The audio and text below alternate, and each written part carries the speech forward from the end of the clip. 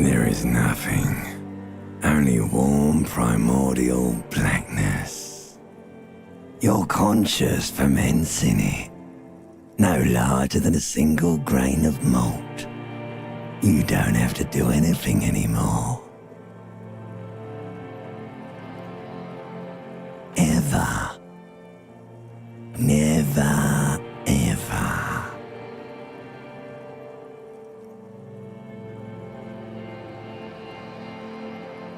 An inordinate amount of time passes.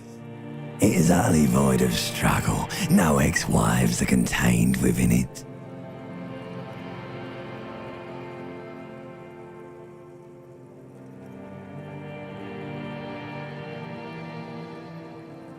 You got it, sweet brother. Nothing upon nothing upon nothing. I know you do, baby. I know.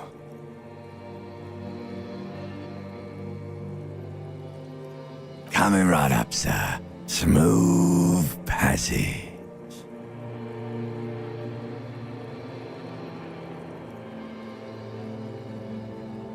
Alright, nothing down to fuck all borough.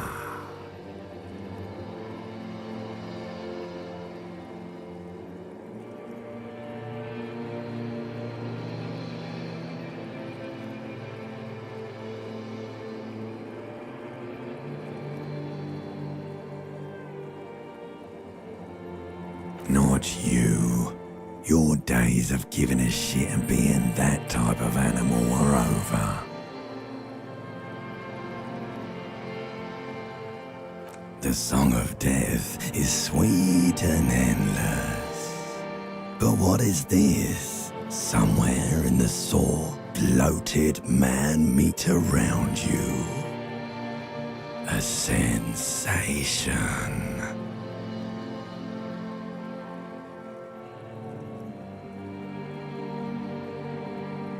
Like a fly to the ointment, your conscience sticks to it. The limbed and headed machine of pain and undignified suffering is firing up again. It wants to walk the desert, hurting, longing, dancing to disco music.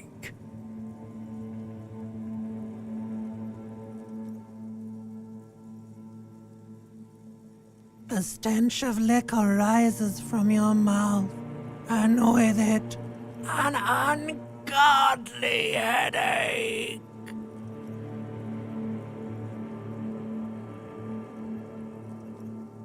A fiery streak penetrates your skull, trying to force your eyes open. It's a sound, a clarion call from hell. Somehow, you know what it is. A caprice can name a motor carriage.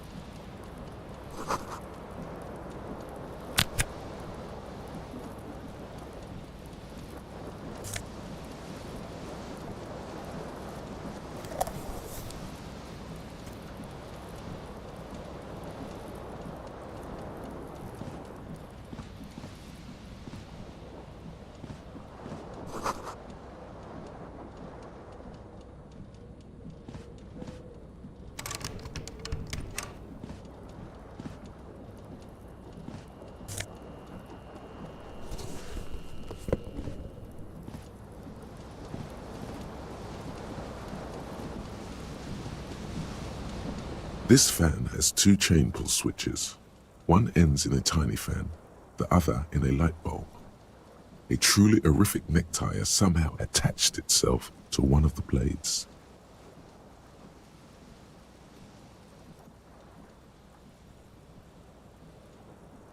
The blades come squeaking to a halt. It should be easier to reach the tie now.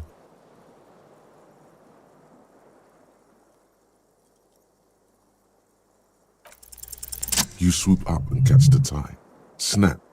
It's released from the blade. What you have in your hand is a truly hideous necktie with 4 or 5 different patterns. The knot reminds you of a noose.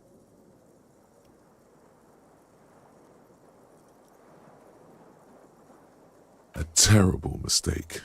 Turn the lights off immediately. You can practically feel the photons burning a hole in your brain. Your eyes burn with photosensitivity. It's not good.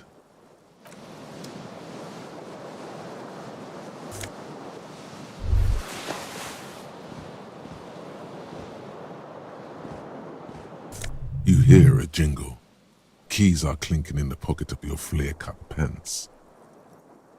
It says "whirling in rags" on the aluminium keyring. There is a single key on the ring. The number 1 is etched on it. It should open the door. The Whirling in Rags is a hostel cafeteria on the urban coast, frequented by dock workers.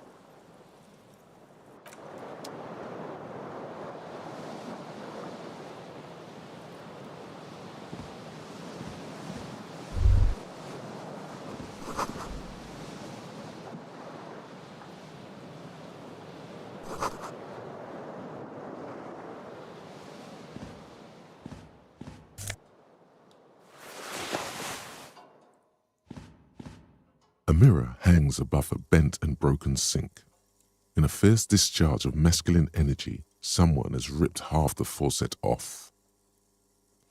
Was this not the same Elo that founds empires and lays waste to cities, virile, uncaring towards the little things?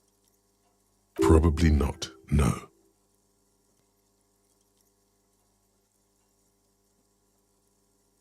Hot water sprays from the faucet's base, and steam covers the mirror. You cannot see yourself, just the vague impression of a man. Suddenly, you realize you have no memory of the face that awaits you there, underneath the soft vapor. As you slowly reach your hand towards the surface of the mirror. Abort. You clearly have not thought this through. You won't like what you see there, and you will never unbecome it.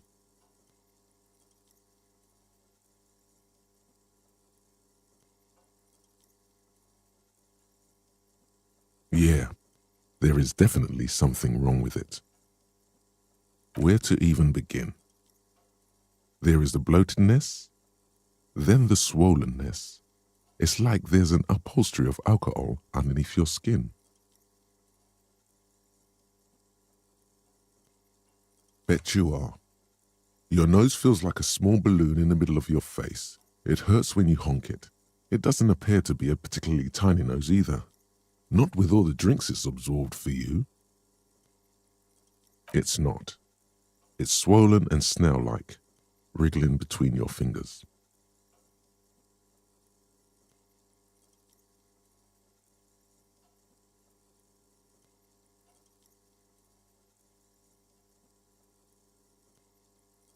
Behold.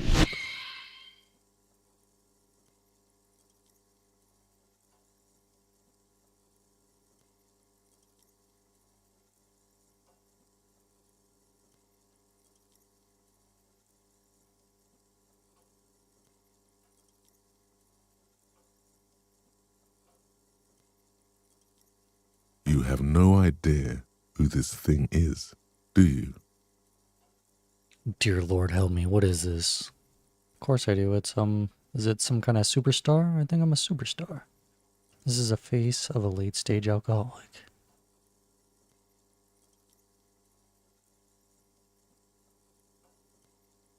Too late. You clearly have rigor mortis on your face. Oh wait, is that an expression? Are you trying to make an expression with that face? Why?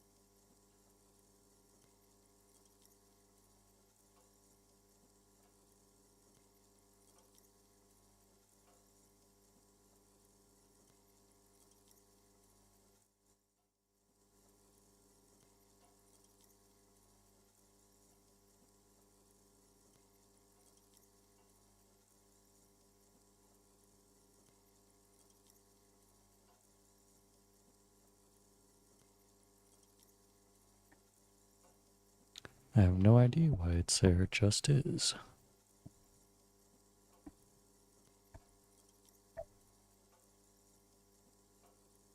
Please stop. It's horrible. You're scaring yourself. Oh no.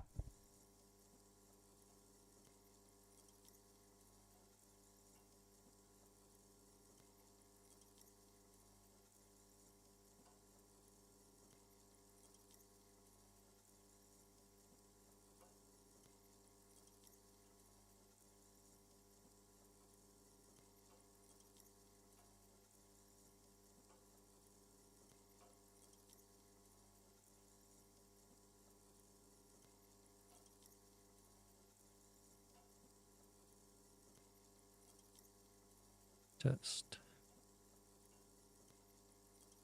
Test.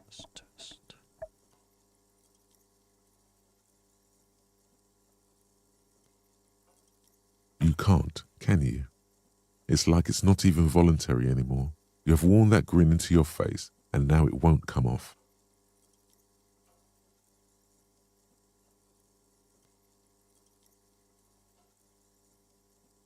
You can't, can you? It's like it's not even voluntary anymore. You have worn that grin into your face. Now it won't come off. What does it even mean? What is the emotion you're trying to convey? Superstardom.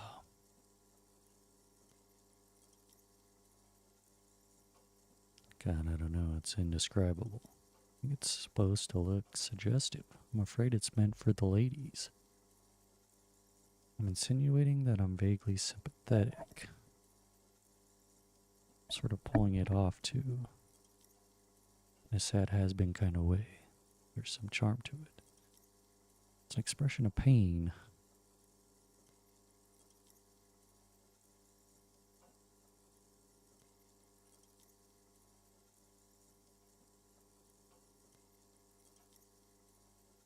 I think it's supposed to look suggestive. I'm afraid it's meant for the ladies. Please promise yourself you are not going to try it on any of the ladies, whatever happens. I promise lie. No one tells me what to do.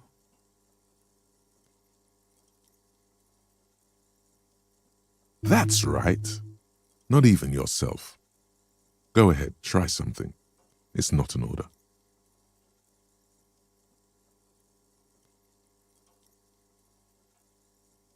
%3 chance. 58%. Let the mirror be for now. A mirror hangs on the bathroom wall. In it,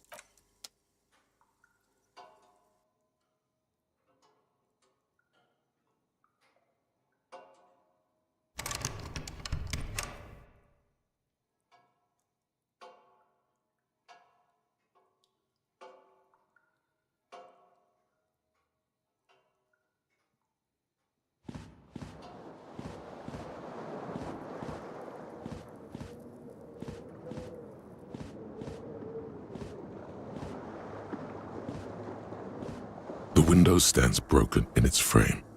Cold wind blows in.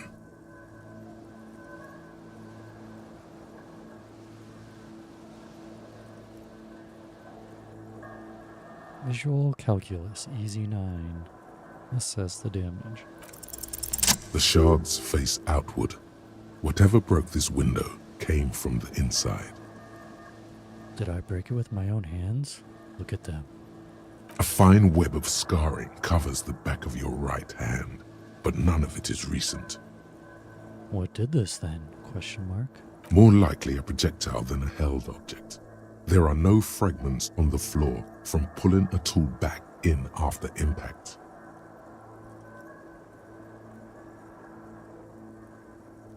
Assess the size of the impact. It is too large for a bullet, yet too small for a piece of furniture. You're looking for something heavy and larger than your fist. The single green shoe you found fits the hole almost as well as your foot. It would have also been heavy enough if thrown with force. Congratulations, you smashed the window with your own shoe. Now you only have one. If you're lucky, you could still find the other one on the balcony outside. The door to it should be outside your room. I should go and get that shoe. A cool wind gushes in. Your toes curl up from the cold.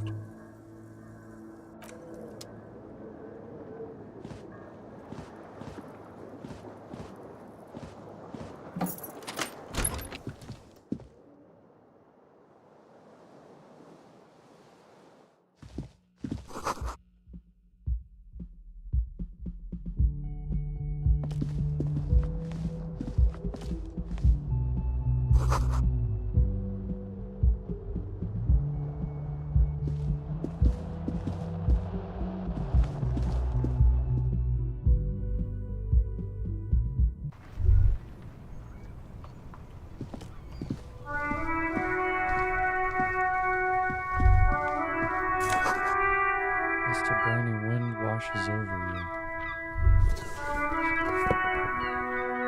There they both are. Two identical shoes, both copiously green and indiscriminately snakeskin, reunited on your feet. Like two baby crocodiles.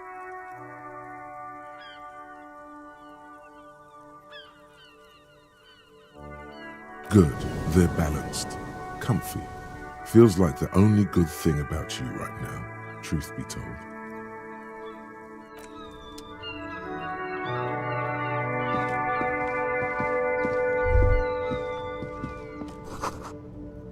the sea makes you dizzy.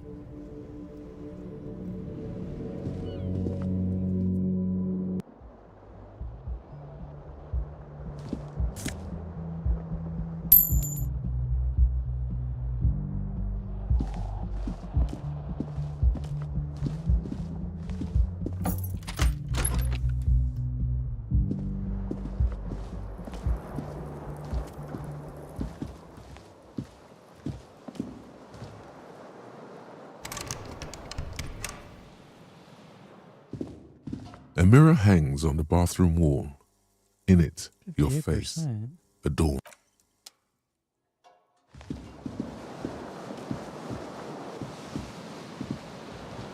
The window stands broken in its frame. Cold wind blows in.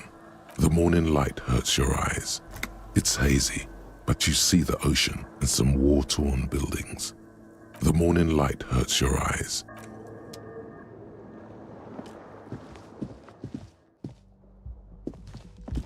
Hello, officer.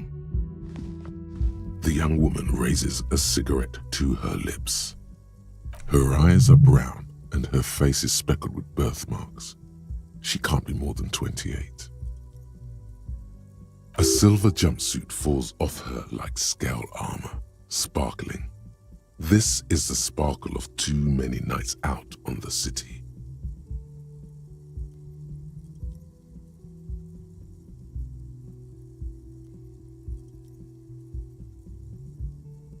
Officer, am I military personnel? No. She seems perplexed by your question. Wait, I know, I'm a businessman, chief executive officer. The young woman shakes her head slowly. Officer could be an artistic statement, a claim to official renown.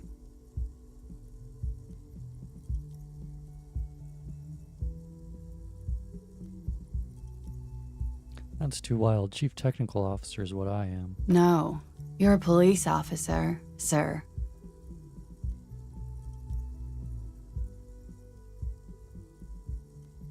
Goddamn right, I'm a policeman, and don't you forget it. Okay, cool. I won't. Good, now how did you know I was a police officer? First, I have to ask.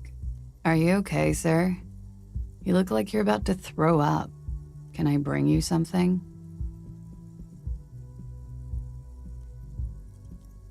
She's right.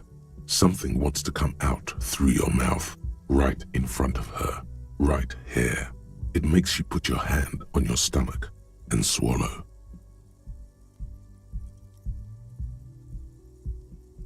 I feel wretched. Tell me, how do you know I'm with the police? Sir, you've been here for 3 days. On official police business, no less. What kind of business? Couldn't say. In truth, so far, mostly drinking. You have no doubt about the drinking, but do you strike yourself as a tight-lipped drunk? She must have heard something.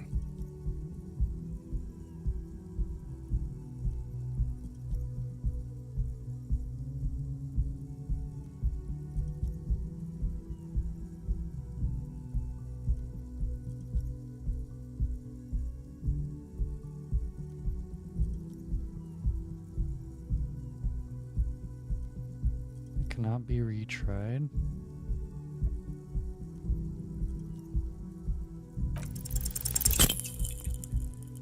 The words have already left your mouth. I want to have fuck with you. What was that? That's not even how words are used. What did you say? Come on, say it again. Said I want to have sex with you. No, you see, that's not what you said. You said... Come on, man. Pretty, please. One more time. Fine, I said I want to have fuck with you. Goddamn right you did. You crazy asshole, you. What kind of cup are you?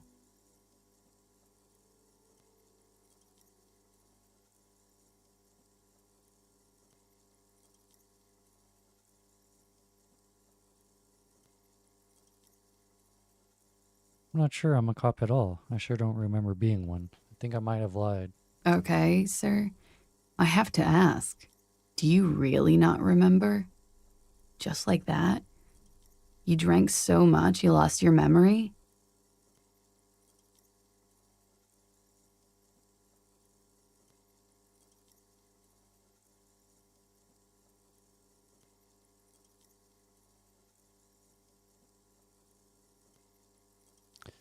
No, there's a massive otherworldly mystery afoot here, and I am at the center of it.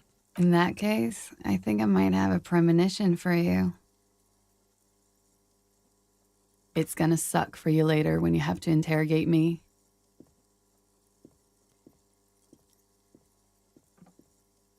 And for the record, no, I didn't do it.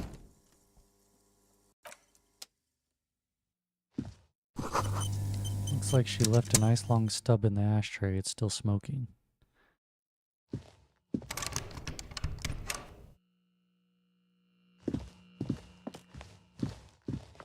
The door is closed. No, There is no answer. try the handle. You hear the shower being turned on somewhere inside. This door can only be opened. Still no answer. Still.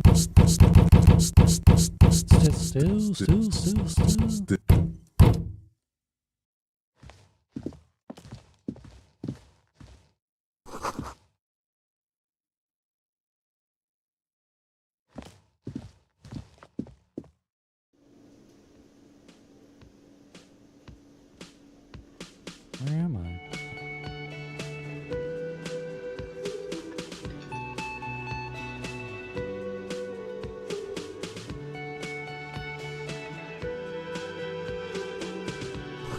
Summer door closed for the winter. This is where the lyrics would be. Big old karaoke mic just waiting for someone to sing into it. The speaker is connected to the radio. The music is seasoned with static. You should totally sing karaoke here, the first chance you get. Your emotions need to be expressed. People need to know your vast, oceanic soul.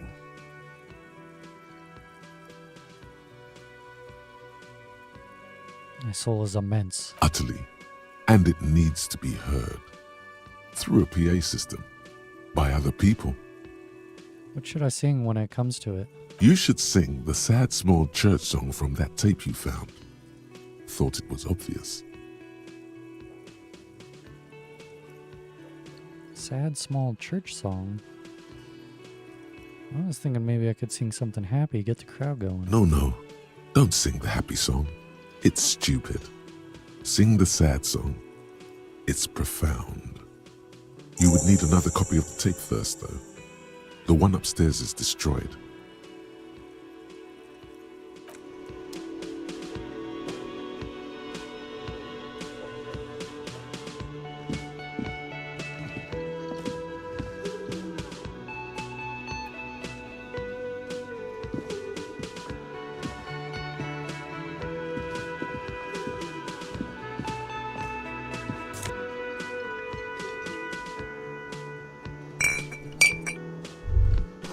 This is a water cooler. A large bubble is rising to the surface.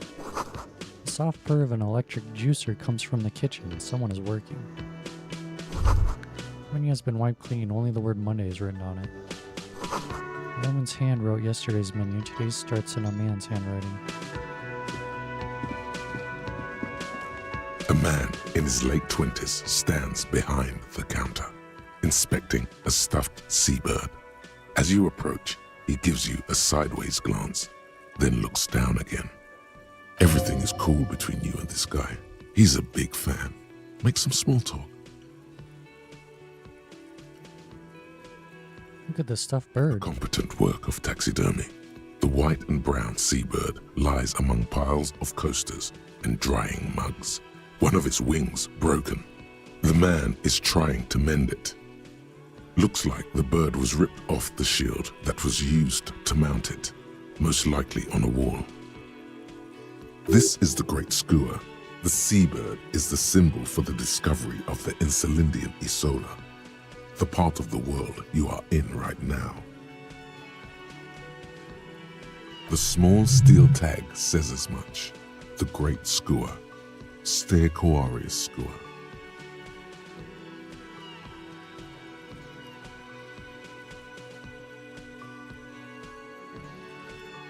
That's the Great Skua, right? Look, your buddy is over there. Why don't you go and talk to him, okay? What do you mean, my He buddy? pretends not to hear you, concentrating on the bird instead. Are you the bartender? No, I'm not the bartender. I'm the cafeteria manager. He's very animated all of a sudden. This seems like a touchy subject. You look like a bartender. Mm-hmm.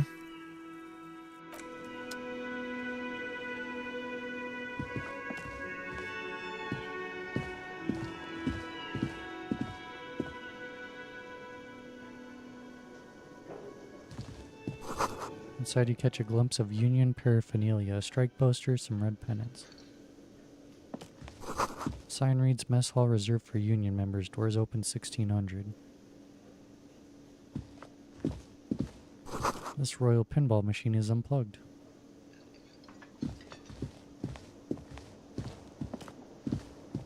The door is bolted. A sign reads, Kitchen reserved for personnel until 1300.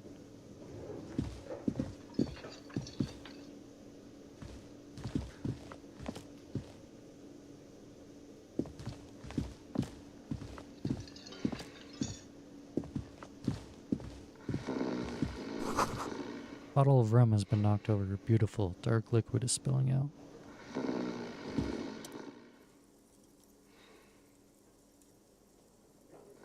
A man is sleeping at the table wearing mud-caked boots and rolled-down overalls.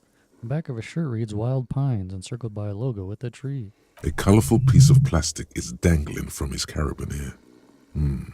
Makes your fingers itch. On the counter, rolled out of his open hand, you see a blister pack of headache medicine.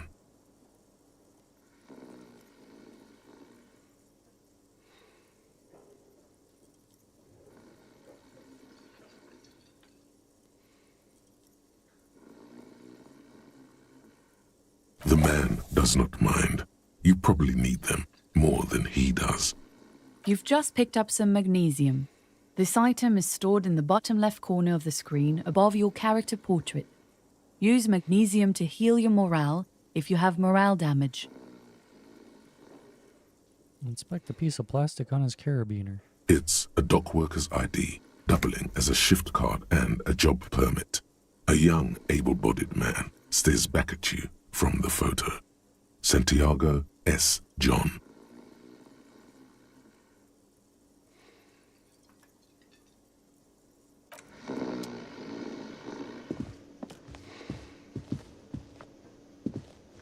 A bespectacled man in an orange bomber jacket is tapping his foot on the floor. Looks like he's waiting for someone. You. As you approach, he narrows his eyes and extends his hand in greeting. On the sleeve of his bomber jacket, as well as on its back, are the same enigmatic white rectangles as on your blazer.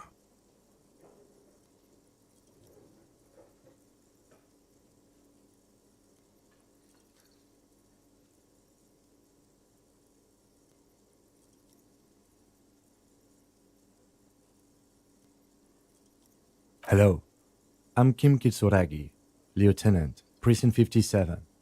You must be from the 41st. Correct. You realize he's waiting for your name.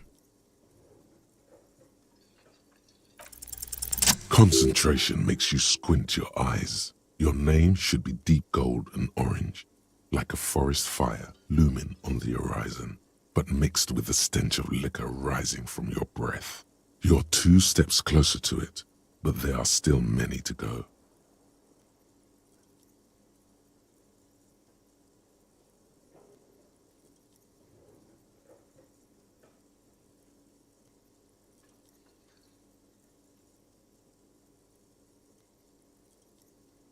It looks like we had a little scheduling error on Sunday. Saturday too, actually. Have you had time to talk to the manager here? What he means is, he has been trying to meet up with you for 2 days, but you have been otherwise occupied.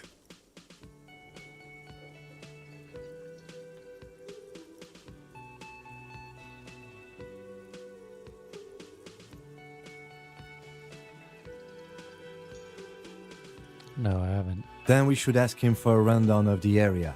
Get me up to speed. I understand the scene is out back, right? It also wouldn't hurt to assure him the police are finally here. In full force, I mean. Have you mapped out the initial interviews?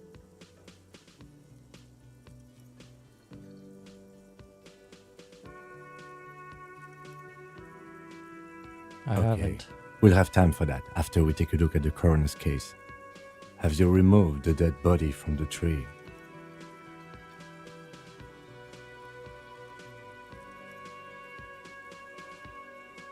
No. Where it has been hanging for 7 days straight. We should go there as soon as we are done talking to the owner.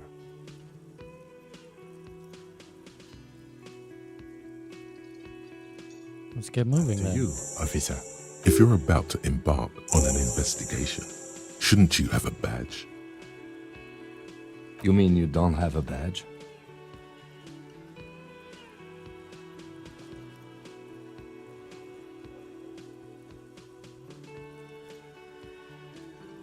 It wasn't on me when I woke Losing up. your identification card is a serious matter. My vehicle has a shortwave. You can use it to report your badge missing. I advise you to try to locate it as quickly as possible, but getting the body down should still take precedence. Lieutenant Kitsuragi is now in your party. You can talk to him whenever by interacting with him.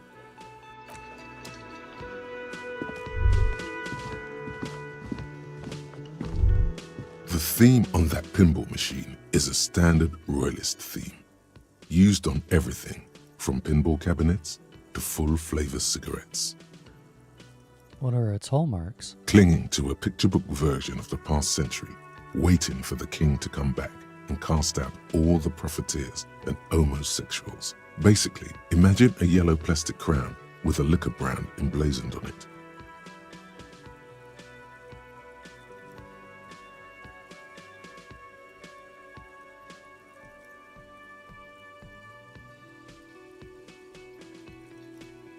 Where do I get such a crown? It comes free with a six-pack of Vermilion Roy d'Or.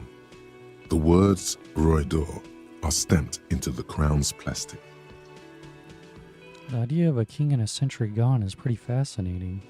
The sentiment is called anti-centennial nostalgia, pining for a time before the turn of the century. It's common even now, after 50 years.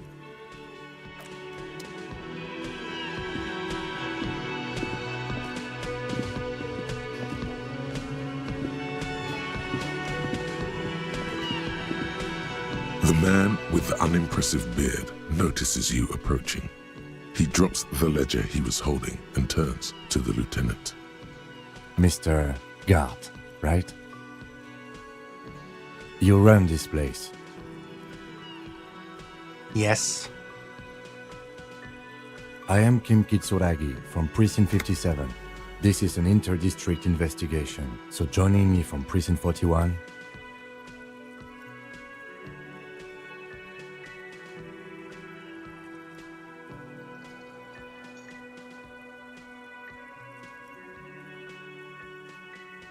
Right. Now, I know it took us a while to arrive at the scene. It also took you a while to call us and report the dead body. It was you who placed the call, yes? No, I only just got here. It was probably Sylvie who called you. She usually works the bar here. I'm only temporarily taking over her duties. Do you have her number? As a matter of fact, I do.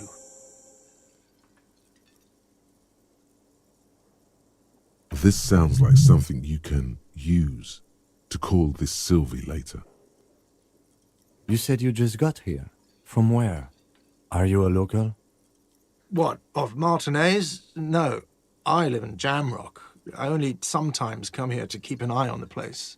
This is just one of the many cafeterias I manage. But you still know your way around, yes? In case we need directions.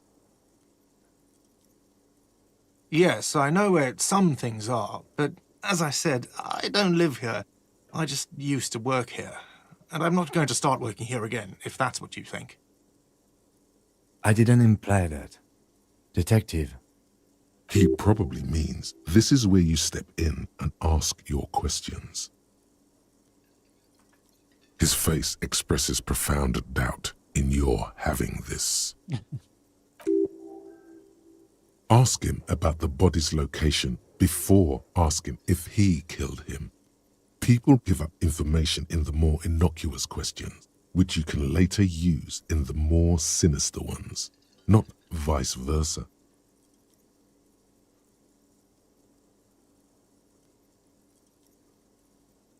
Behind this building, there's a courtyard. They hoisted him up on a tree there. That's easy. See that door there? First you exit through that. Then, to your right, you should see a big hole in the fence. A really big one. You can get to the courtyard through there. No need for the keys. The hole is big enough for the Franco-Nigerian cavalry to fit through. This man means the heavy cavalry of the innocents Franco-Negro, sweeping over the plains and nations of the enemies of mankind. 5th century style, unified currency and the concept of cool came in their wake. They wore lamella and carried guns.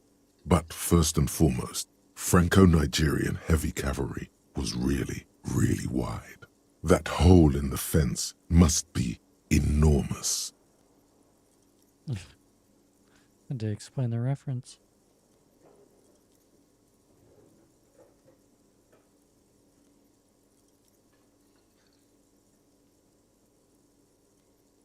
I don't know who killed him. I'm not the police. That's your job. This is it. He said they hoisted him up on a tree. Who is this they, if he doesn't know?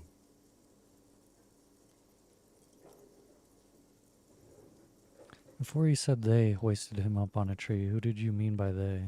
Oh, people are saying it was the union dock workers, that it was a lynching. Who exactly is saying that? The locals, the customers, the people who eat here, a lot of dock workers eat here. Sylvie told me everyone knows the dock workers did it. did the debarders themselves tell her this, or is it a rumor? I don't really know. You'll have to ask her. Why would dock workers lynch this man? I would suppose it's because they have nothing better to do. You mean the strike? Yes, the strike. The man they hanged was a security guard for the harbour company, I hear. A mercenary. The unionistas probably thought they'd send a message.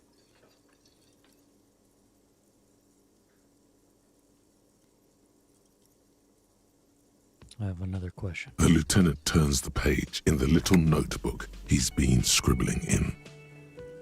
Why did Sylvie go away? She went away because none of your business. Have they not been telling you you're a cop? Okay, you got me. She went away because of the dead body out back. And because I asked for her number. That's why Sylvie went away. I hope you appreciate that. Thank you.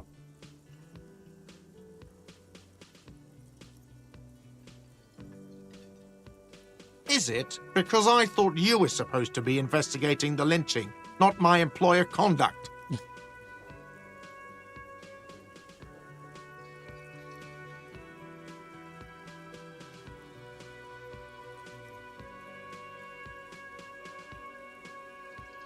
This stuff gets on my nerves. I am a feminist. What? That's right. If there's one thing I know about myself, it's that I'm a total raging feminist. Is that so? Mr. Feminist?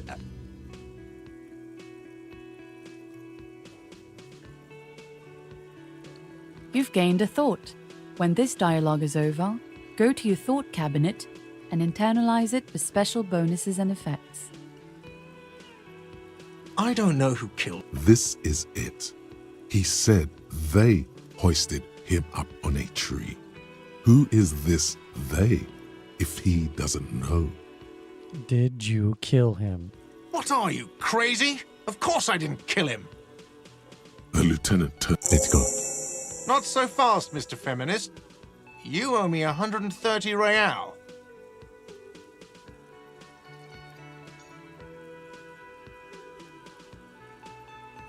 I don't know you shit. Oh, you don't owe me shit. Well, officer, you're right. You don't owe me shit, you owe me money. We do not need to assert ourselves here. We only need instructions from him. This is the proprietor, remember?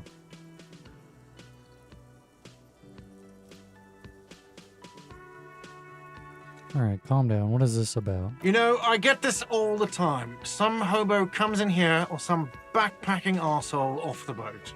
The next day, when they can't make their fees, they get aggressive. I just never thought I'd be in this shit with a cop. Please, just give me the money.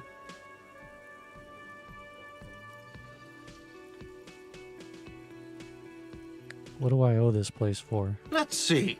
3 nights at a tariff of 20 real comes to 60 real. Then there's the window you annihilated. The hole in the window was the first thing I saw when I came to work. So don't try to tell me you didn't. That will be 40 real in damages. Another thing you've annihilated is half the bar. You've run a tab of 30 real. Actually more, but we'll round it down to 30 for your hard work maintaining the stability and order of Revachol. That's 60 plus 40 plus 30 equals 130 real. And yes, real is still money.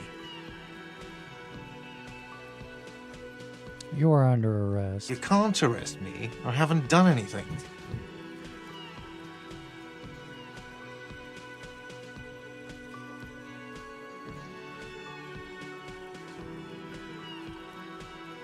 Put this man in his place. The words leave your mouth as if walking up the stairs. Everything is going fine until you reach the end and take one step too many. I fucking well can, bitch. Oh, so apparently I'm a bitch now. Okay, I'll be the bitch, and you'll be the broke cop who owes me money, and no one will arrest anyone because that's insane. How's that? Sir, leash in your tongue. Officer, you need to contact your station. Ask your people for assistance with the money you owe this place. There is a shortwave radio in my car. When you get the time, use it. We need to get this investigation started now.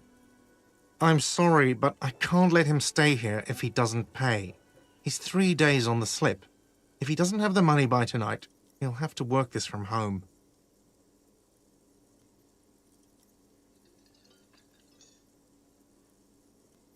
I'll see what I can do. Good luck.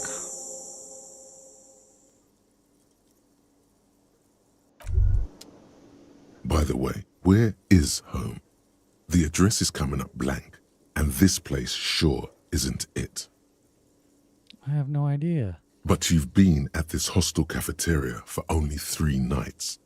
Where were you before? You had to be somewhere. Far away. In time or space? Both. That doesn't sound like somewhere you can stay. Oh, what if up, you Daddy have Easy? money.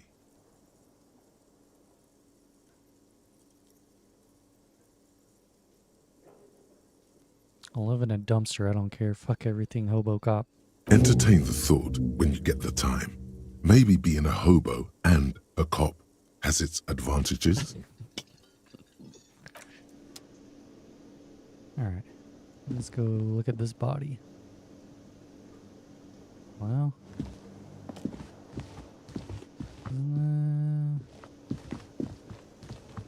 Oh, thanks. I hope you're doing well too. Open?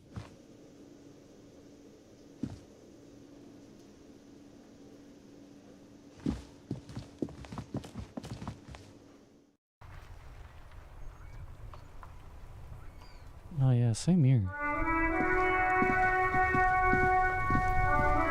A heap of snow melts in this wheelbarrow.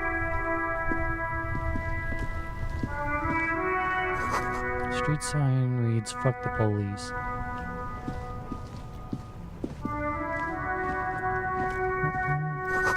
Pigs go home. The street name is illegible.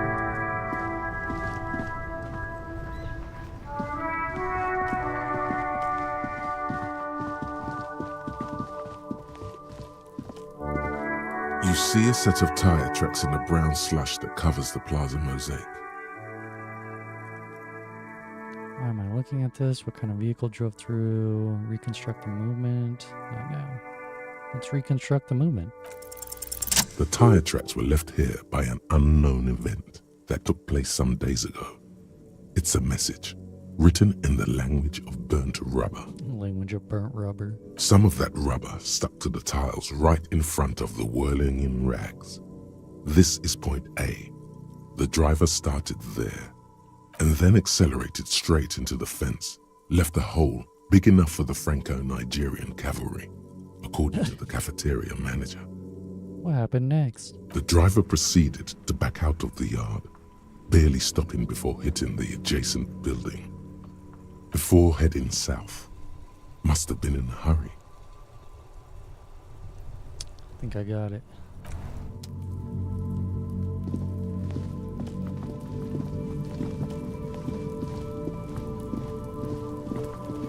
Oh shit. This kid's ladder is rickety but still climbable. Someone is trying to grow herbs in this greenhouse. The corpse looks at you with bulging white eyes. The face around them does not look human. It's swollen and ready to burst. His lips are fish-like and his tongue like a ball gag in his mouth. Ew. You seem to be holding your breath. Look down. A cargo belt twists his neck at an unnatural angle. The body below appears stiff. It's letting out an ungodly rot. The smell seeps in even through your clenched nostrils.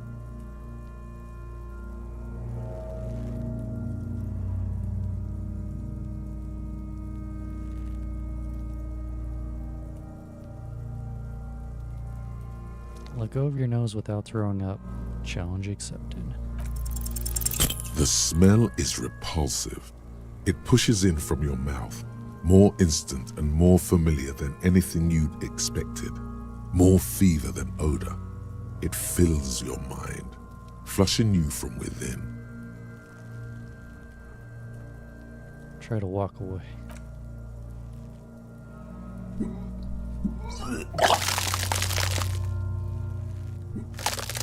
Ew.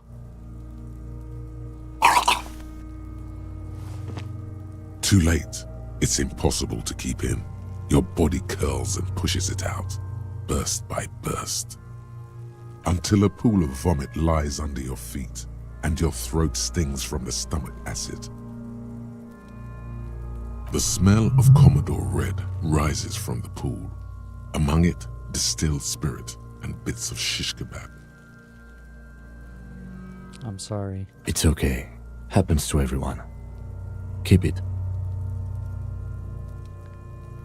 Thanks. The hangover is clearly making this worse for you. You could use some ammonia to clear your head. Okay, where do we get ammonia from? There is Frit nearby, east of the hostel. They usually have a small apothecary. If they don't... Points to the greenhouse. There's a greenhouse here, and a gardener with a wheelbarrow on the corner of the whirling in rags. If she works here, she might have something for the smell. Pretty clever. Acquiring ammonia will provide a modifier to the white check. Modifiers make checks easier and allow you to retry them. God, what is that? Why is it so bad? That smell. Active decay. It's okay to throw up, officer. No one is judging. He's about to blow! Cop's gonna blow, Kuno!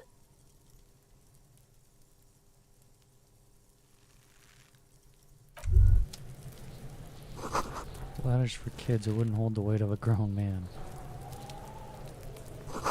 Smells like spoiled meat and curdled dairy. A human being decomposes. Hey. Come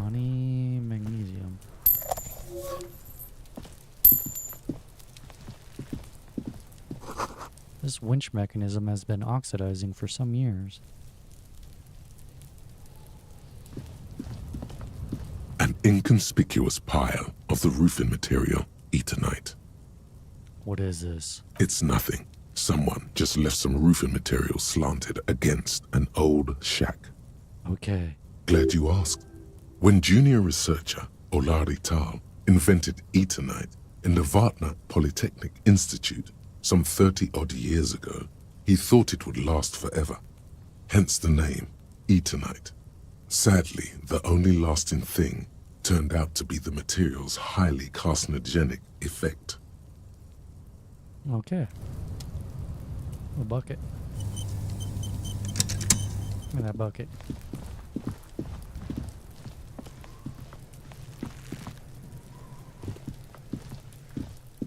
There are several footprints in the mud, left by work boots. Anywhere from 6 to 12 pairs have walked here. What kind of... Wait... 72? Yeah, we can do... Get an exact count. Maybe more than 12. No, 8 pairs of boots have shuffled back and forth in the mud. Go over them one by one. 1. Standard work boot, steel reinforced toes, number 46. 2. Standard work boot. 3. Hobnailed. 4. Standard work boot, number 45 or 46. Wait, which is it? You don't know. It's a miracle you can tell the prints apart as it is. The cold must have preserved them. Count more. 5. Another standard work boot, steel reinforced toe. 6. An aberration, light as air, even pace, same make of boot, but number 41. Male or female? Impossible to tell. Could also have been an adolescent. The gait is undeveloped. I'm pretty good at this, ain't I? You're not bad. It's as if the whole world darkens.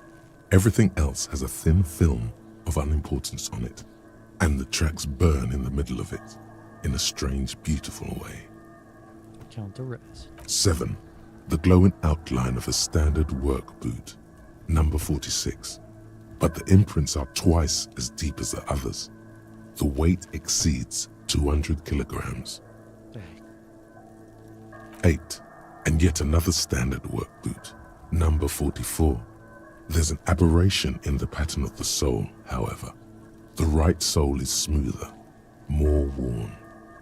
How many?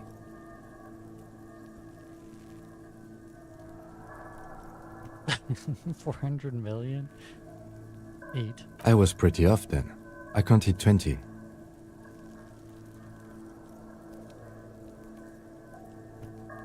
I never got the hang of it. Hyperopia. Do you see anything out of the ordinary?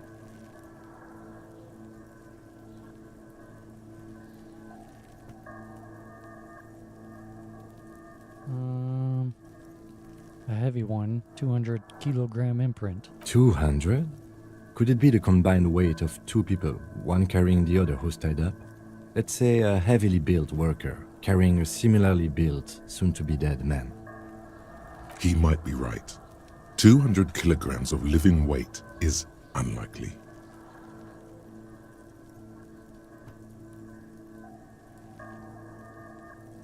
One of them was carrying him over. Possibly, yes.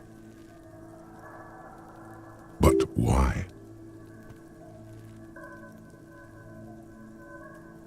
You're thinking, why did they have to carry him? Yes, they could have used a makeshift stretcher or just march him up to the gallows.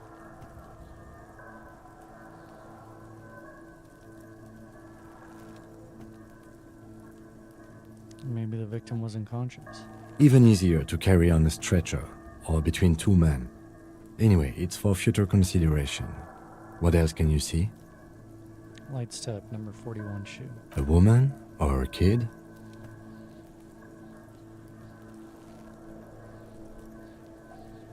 Could be a Okay. kid. How do you know? He knows it's hard to discern sex from a person's gait.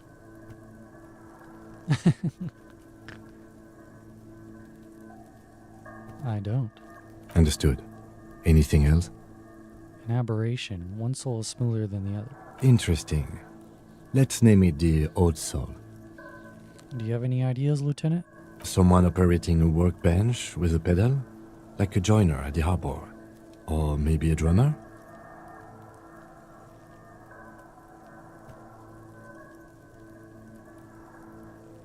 So one of the people we're looking for is a drummer? No, it's not. Forget I said it. We are not looking for a drummer. Perhaps it could be a driver. A driver would wear out the right shoe before the left. The accelerator is on the right.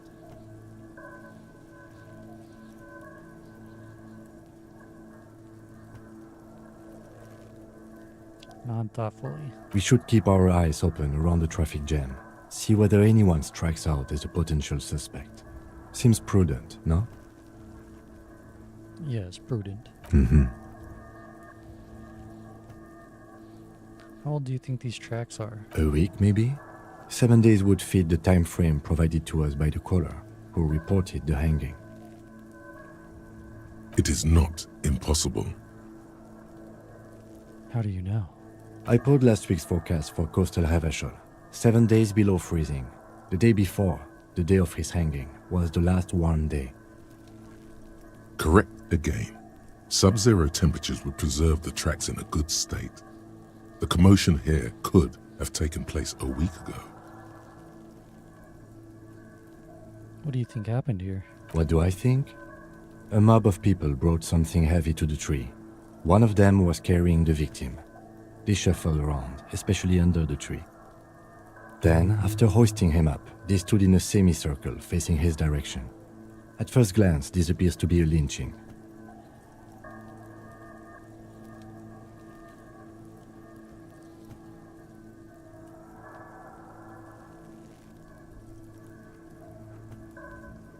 Indeed, they all stood in a row here and looked at the tree. Yes, everything fits so well. Carried him over, hoisted him up, watched him hang. This is easy. I think we have a firm understanding of what happened here. The lieutenant's eyes narrow. He's thinking to himself. Either way. What else? We've been through all of it.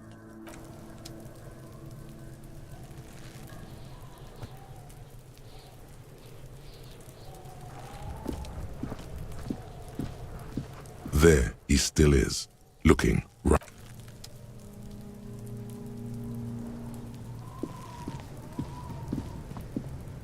Kuno's got this! If there ever was such a thing as an ugly kid, then this is it. He's almost exquisite in his ugliness, like a gremlin. Ew. Oh yeah, Nappa Gumpy, Kuno!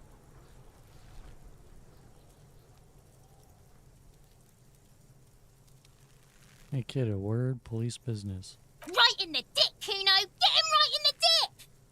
Children ignore you. It's loving in the dick. The boy is sweating profusely. His eyes are like two black holes and his jaw is twitching as if trying to break free from the empire of his body.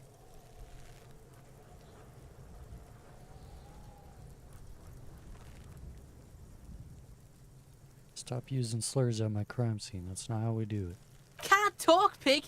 Shit's coming up strong. Throwing rocks. Shit coming up strong. That sounds good.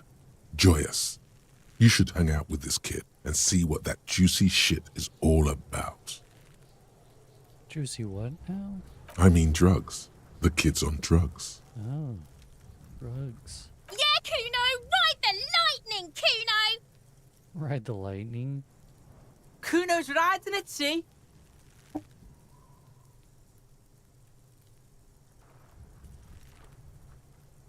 rake, Kuno! You should throw the rake at him, Kuno! The fuck does Kuno know what a rake is? Kuno's not a gardener. Kim, what should we do? We shouldn't do anything. I don't tempt such forces. What forces? You will see. The language these kids are using, pure unfettered id. There will be no reasoning with those creatures. Are you kids siblings? The fuck are you talking about?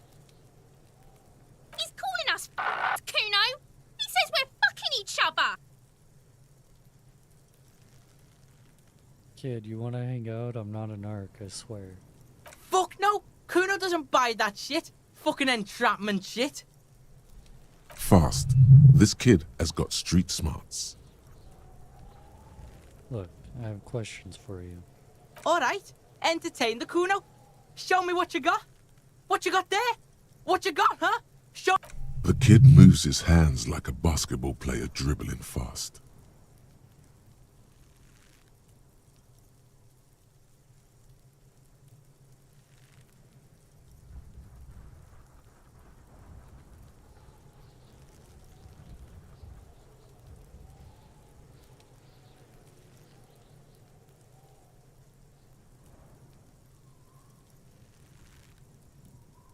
The body. What do you know about it? Shitload, pig. What's your question? Don't tell the pig shit, Kuno. Shut the fuck up, kid. This is where you quickly ask him questions. Real cop questions. Like a cop. Do you know who he was? Kuno's fuck imp. Kuno uses the fuck imp for target practice. He's trying to hide the fact that he doesn't know. I meant who he was before he died. Kuno knows what you meant. Kuno's not a snitch. That's all. Trying to make Kuno sing into the popo phone.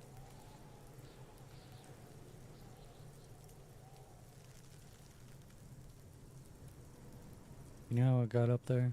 Probably climbed. Kuno was busy down the road when that shit went down. You heard Kuno. Kuno wasn't even in Martinez. Kuno wasn't in Revachol. Kuno wasn't regional. Okay, where did you go then? I don't know. Some fucking... Mesk or I don't know. Some other place. Night City. Kuno was in fucking Night City. There is no Night City anywhere. Cyberpunk? That sounds like the name of a city in some pulp science fiction novel. It's a fictional city name. Night City doesn't exist. Why you gotta be riding Kuno's ass? You haven't been where Kuno's been. You haven't been in Kuno's head. You wanna know where Kuno was? You wanna know what Kuno's been fucking up to? Oh, don't tell him that, Kuno. It's lame. It's not fucking lame. Kuno's building Kuno's City. Night City. Rage City. The City of Rage. That's it. And it's not lame. Okay, Kuno. Lame. That's the name of Kuno's City, bitch. Get the fuck off Kuno's back. This shit ain't about that. It's impossible to deduce what it is about, at least for the moment. If it's important, it'll come up later. Focus on the case. You seen anything suspicious around? Just a couple of pigs sniffing around in the dirt. That seems pretty fucking suspicious to Kuno. Yeah, you tell the faggoty, Kuno. More on this later. Right now, let's talk about something else. You're testing Kuno's patience here. Get lost,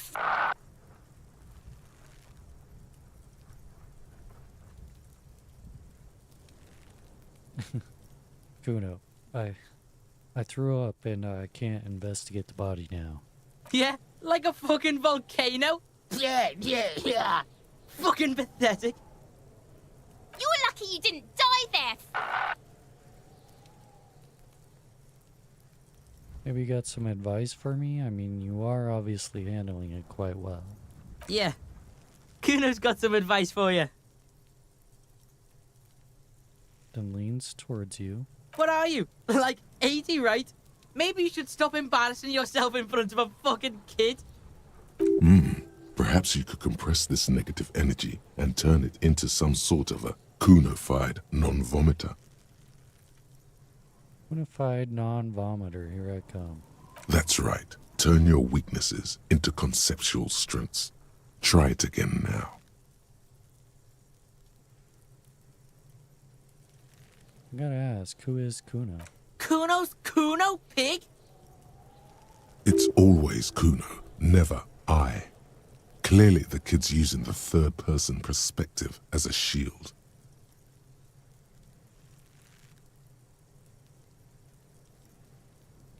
Kuno, is that some kind of gang name? Yeah, Kuno's in a fucking gang. In a bang gang? Kuno bangs for Magie, bangs for Mazda, bangs for Revachol. Watch out, Kuno! He's trying to fiddle you! He's gonna put his hands on you! Help! Pig's got Kuno! Help! Help! He's got the Kuno head! Everyone can hear. You need to get the hell out of here before.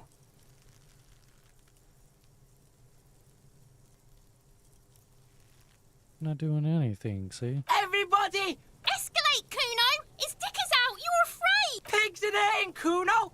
Somebody, please! How did we get here? How did this happen? This makes no sense. There may still be a way out. Just appeal to his reason.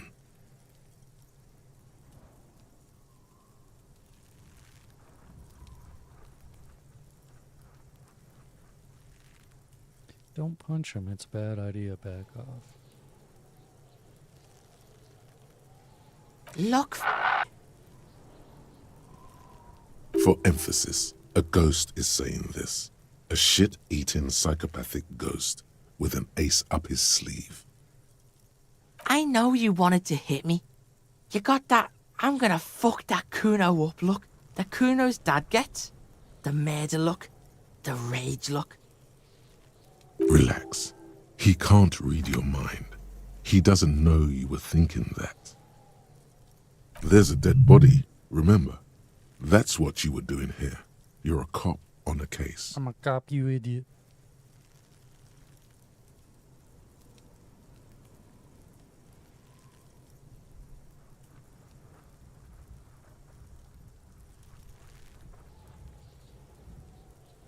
Why don't we get back to the interview, Kuno? I know what you thought. I'm gonna fuck that Kuno up. I'm gonna shut that shit down. You know what? You're nothing. You're a joke. Kuno turned you into his prick. No, you're not. Bitch, you're gonna be in this shit with Kuno forever. A peepo is a type of hat, by the way. Nice peepo. You don't talk to me about my fucking peeper. You don't know where I come from. You're just Kuno's bottom bitch. Fuck those kids. Dumbasses.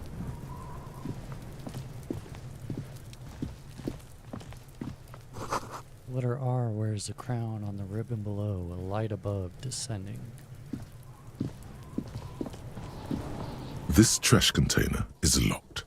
The sliding lid has a padlock that says, whirling in rags. Why am I looking at you, trash container? You're just a trash container. Just a trash container? There is no such thing. Your fingers start to itch just looking at that padlock. How do we get the lock open?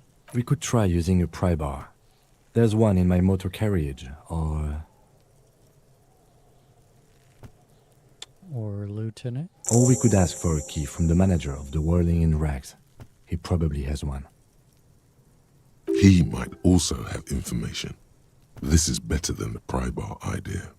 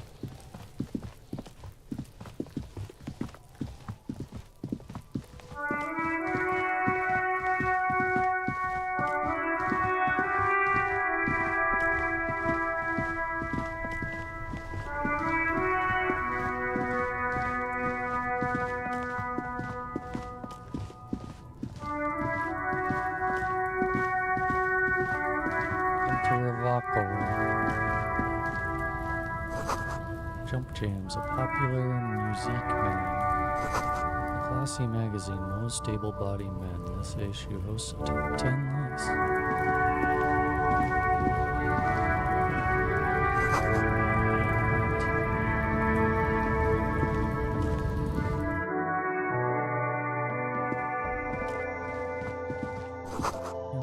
roses and dozens of them, tulips too. Melancholy pop song plays on the radio. Welcome to Frit. Feel free to look around or something. Everything is out on the shelves. What's that magazine she's reading? What magazine are you reading? You mean this? Two girls kissing. This is Pop Stars. It's got, like, famous people in it. It's not for sale. Oh man. Looks like it also has something called Police de la Mode, featured on page 34. This speaks to you.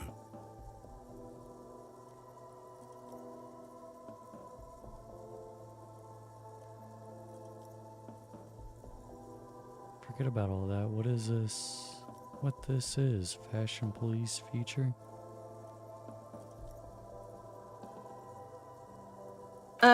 It's where they rate different outfits famous people wear. It's kind of funny. They're kind of mean. It's about who's the most stylish.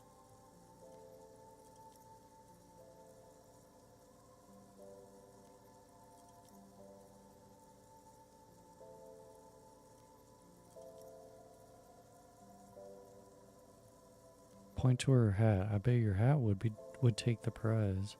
No. I don't like it. I hate it. Oh. We are not the fashion police. We're Speak the for real yourself, police. Lieutenant. Before we go on, what is this, Frit? I don't know. Frit? And why is it? A 7 to 11 grocery store.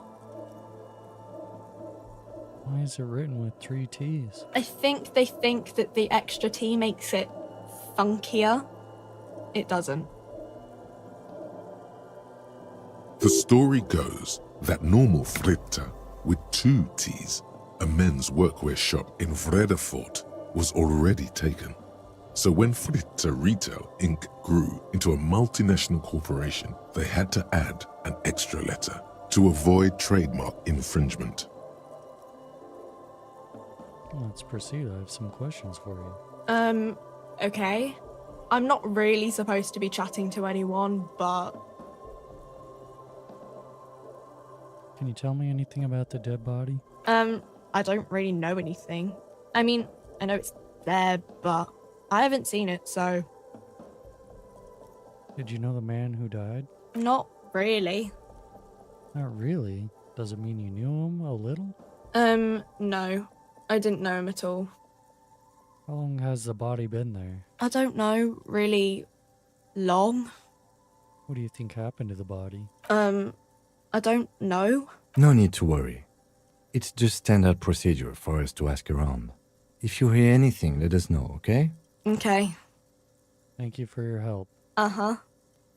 Do you have any ammonia for sale? She looks up from her magazine, eyes filled with tired ennui. Yes.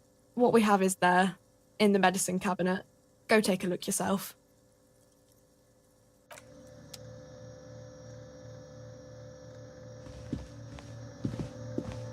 The tear machine stands in the corner. A sign says, 1 bottle equals 10 cents. Oh, that's the tear machine. What is it? It's a machine for tear. You know, you find tear outside, like bottles or whatever, and put it in the machine, then it gives you money. I see, and how do I pick up tear for the tear machine? You need a bag, I guess. We used to have some, but we gave them all out, so feel free to use it if you find a bag, though. I'm sure there are some out there, somewhere.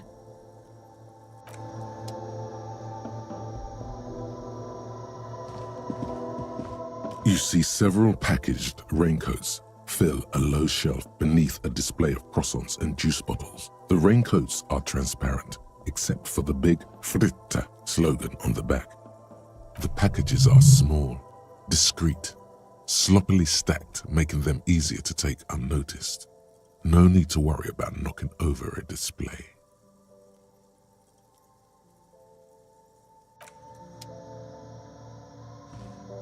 A small cabinet on the wall is filled with various medicine bottles. nasal sprays, and blister packs.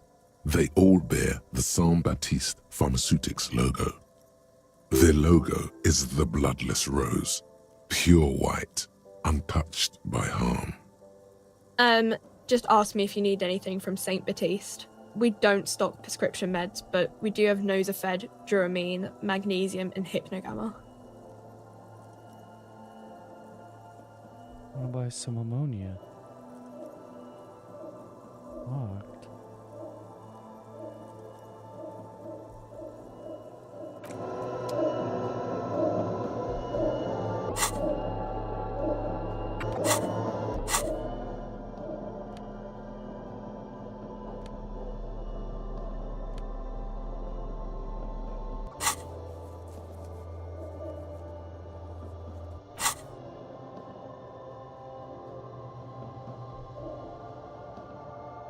THC. Analyze.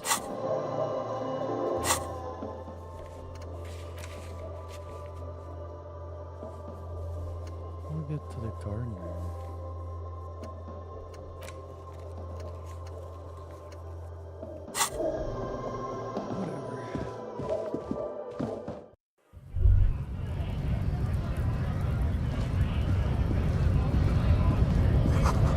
He's already a man.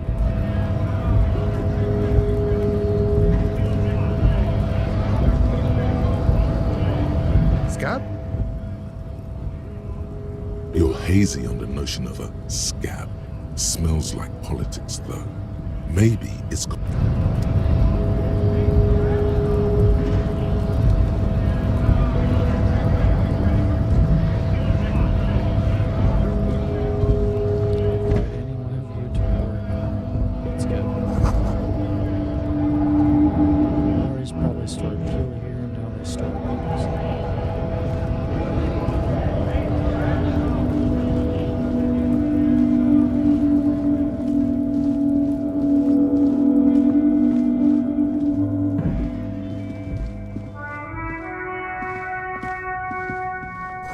Kids from the war haphazardly litter the surroundings.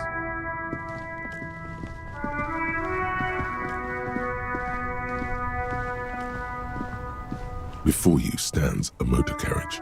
The bodywork is covered in blue and white livery, bearing the number 57. Vapor emanates from the large engine on the back of the vehicle. It hasn't had time to cool off yet. This must be the infernal machine that tore you from oblivion. The Caprice Kinema motor carriage.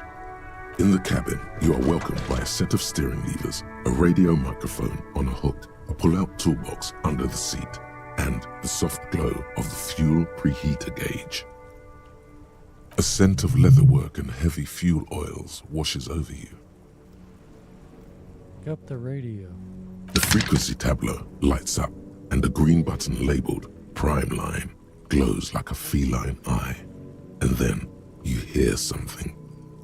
The soft purr of electrical kittens, radio waves cast far and wide over the metropolis. A woman's voice greets you through the static. This is Precinct 57. Hello, Lieutenant. How may I assist you? Hello, Alice. Please assist our colleague from the 41st Precinct here. I'm putting him on. Operating the radio is easy. Just be confident. You've probably done it 1,000 times.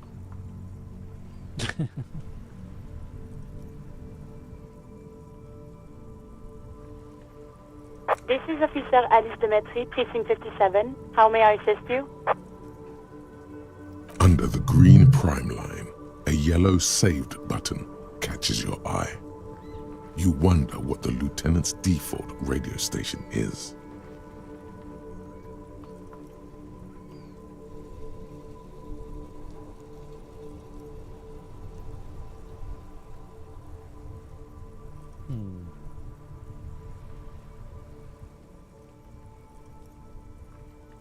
Just a second, officer.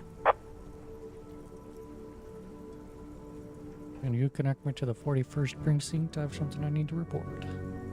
10-2, 10-5. This is 41st. Come in. Over. 41st. The man uses relay code. You got this. You're a cop.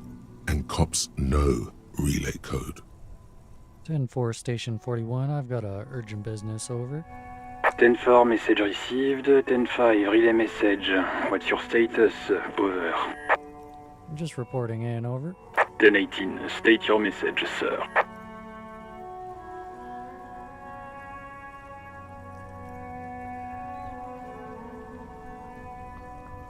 I need to report my badge missing. 10-9, over.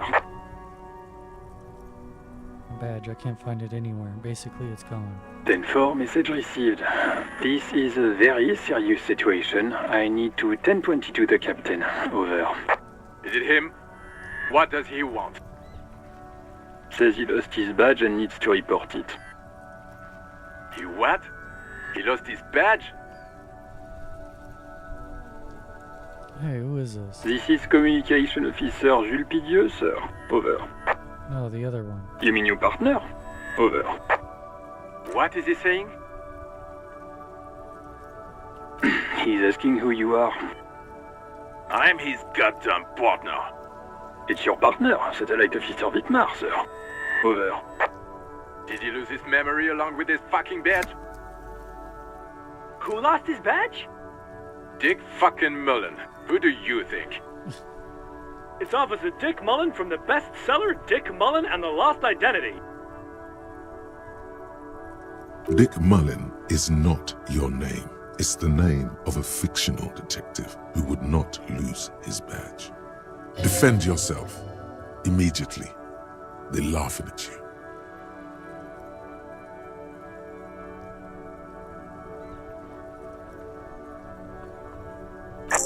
I hear you, officer. I'm just going to make a note here that you are in pursuit of your... Fuck me! Mac, come here! You've got to hear this. What's going on? Super Cop, he lost his badge. He lost his goddamn fucking badge. 10-9, come again. I didn't get that. Over. New Heights Eve. Ask him. Ask him if he's lost his gun, too. Sergeant Orson wants to know if you lost your gun too. Over. Check your pockets. Check your... Holy fuck. You don't know where it is, do you?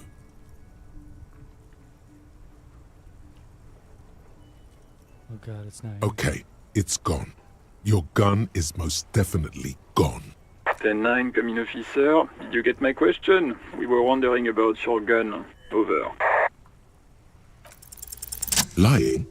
Over the phone? It's easy. Just say it like it's the truth. And then it becomes it. No, of course I didn't lose my gun. He says he didn't. Thank God for that. That would have been a nightmare. I don't even want to imagine the poor prick who has to relay that kind of news to the captain. Losing his badge is bad enough. Tell him to find it, and fast. We can't have some gangbanger running around with it. We're all glad to hear you've not lost your gun, officer. You need further assistance. Over. I'm in need of financial assistance. 10-4, I hear you. I don't have the authority to grant your request, but... What does he want now? He's asking for money. Is he fucking kidding? I don't think he is. Don't give that asshole anything.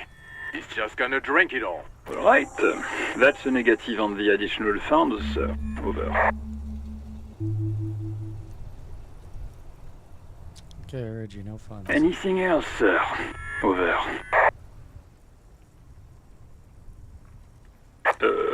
Okay, 10-4, sir. Wait. Before you say anything stupid, think it through. What's there to think about? I need information, not fear.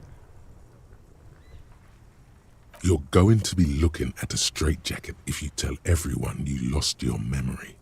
Be 10-4, sir. I'm not hearing your question.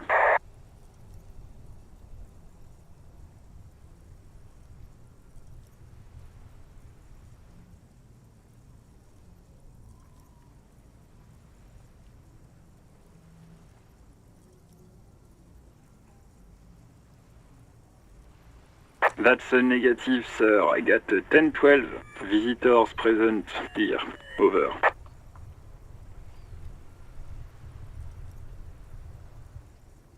What? What is it?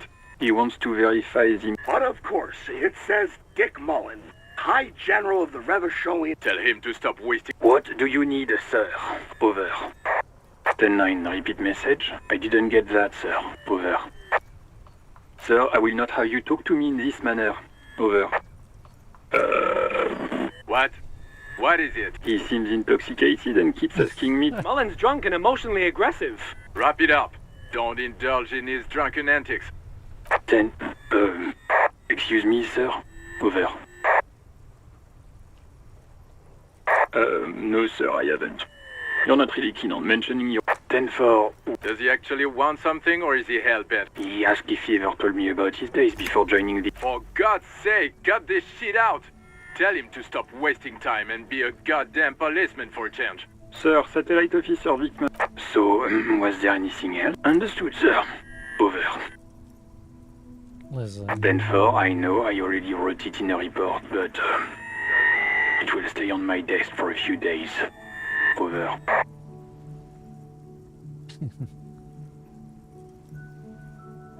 Roger that. 10-10. Over and out. Pull out the pull-out toolbox.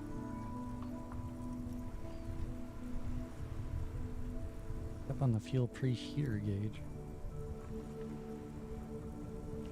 A metallic drawer slides out from under the seat and clicks. Take what you need, officer. It's going to be a long case. I'm not protective of my tools, like some men are.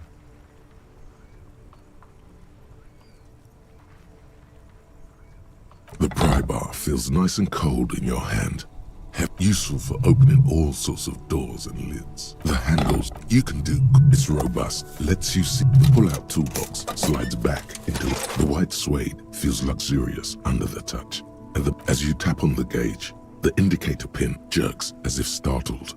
It's in the large orange sector, indicating the engine. There's no use pressing the heat button. It won't start. Translation.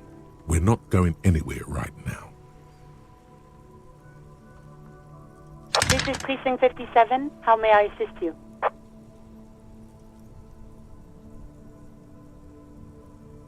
Of course. What is the number, officer? Yes, hold on. Her number is 005 1944 298. Received. Hold on, officer.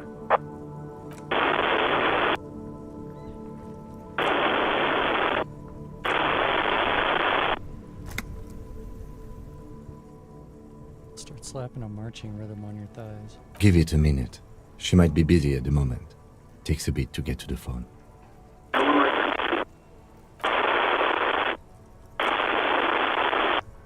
Officer, I have Sylvie Malaika on the line for you. Yes, hello?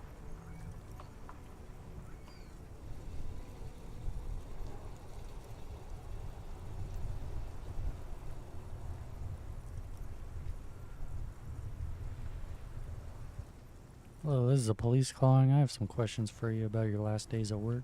Oh, right. Hello, officer. What can I do for you?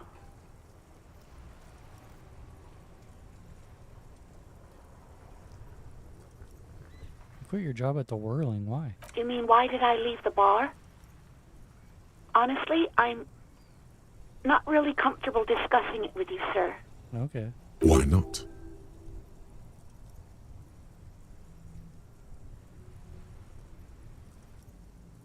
Did you leave because of Gart? What?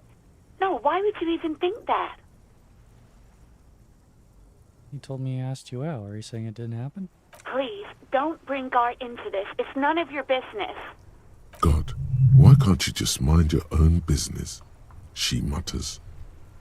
I already said I don't want to talk about this. You're messing everything up again. Again? Was it you who called the police? No, not me.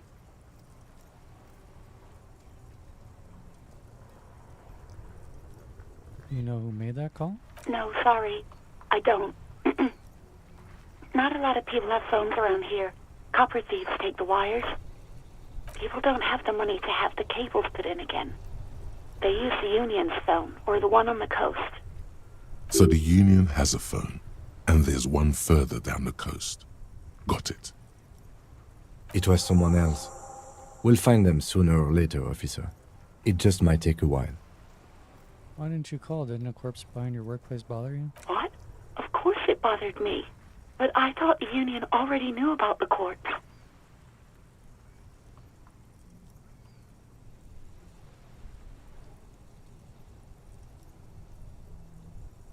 What does the Union have to do with anything? No one calls the police. The Union would get angry. What do you mean by that? You know, what the Union says goes. People listen to them and they take care of their own, which is like everyone here.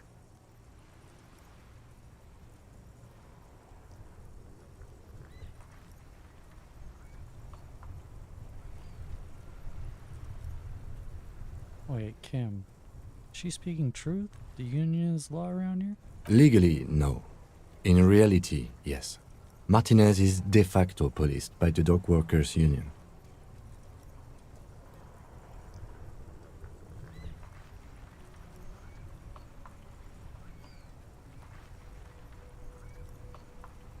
Tell me why exactly did you let a corpse hang in your own backyard for weeks instead of calling us? I didn't want to get in trouble with the others. Push her further. Show her the error of her ways. Let me get this straight. You ignored the law to save your own skin? Oh wait, no, let's do what others. The other people who live around here. Local people, I didn't want trouble. You don't live here. You don't understand. Squealing is frowned upon here. Everything is dealt with, well, by the Union, internally. Please, I just didn't want any trouble. You see, don't worry about it, I understand. You do? Oh. What else can I do for you? Okay, next question. Yeah, go on. Have you seen my badge? I know who you are. You're a police officer.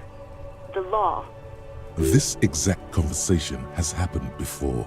Establishing authority before this young girl seems to have been important to you in the past. Don't go there again.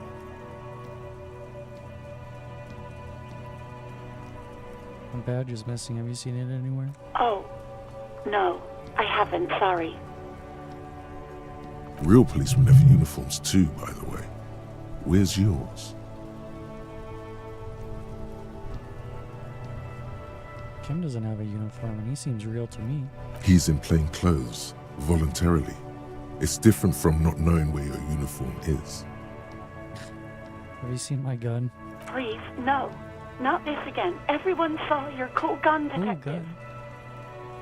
Showed you my gun? When did it happen? You were trying to impress some people with it. Everyone was eating and... And what? What did I do? You were waving it around in everyone's face, begging them to describe it. You said it calms you, and then you started making suicide jokes. It got pretty graphic. Oh, those again. I have been trying to wean you off them. Off of what? Suicide jokes? You know, when you put your gun, your actual gun, on your temple and pretend to shoot your brains out, off of that, people don't like that. I remember this. You were screaming things like, "My brains are all over the wall, painting them red. I won't be seeing it, 'cause these are my brains. I can't see without my brains." Very nice visuals there. Yes, but what happened to my gun? No idea. All I know is next you were waving around money instead, saying things like big bucks cannot lie and guns can't buy money, but money can always buy guns. It almost looked like you pawned it, but believe me, I did not ask. You see my policeman uniform? Uniform? I never saw you in any uniform. You had your things on, the disco things. The disco things? I think I got everything I need. Thanks, and call. I do hope so. Please, don't call me again. Bye. Wait, why does she seem angry with you? No, she doesn't have a problem with you. It must be someone else she's angry about. Some other guy, like Gart. Okay. Trust me, you wouldn't want to be Trust the me, bro. guy here. You know how it is. Yak, yak, nag, nag. No, you're the guy. You're Lieutenant Love, matchmaker extraordinaire. Help the poor girl out, lest she turns into a spinster.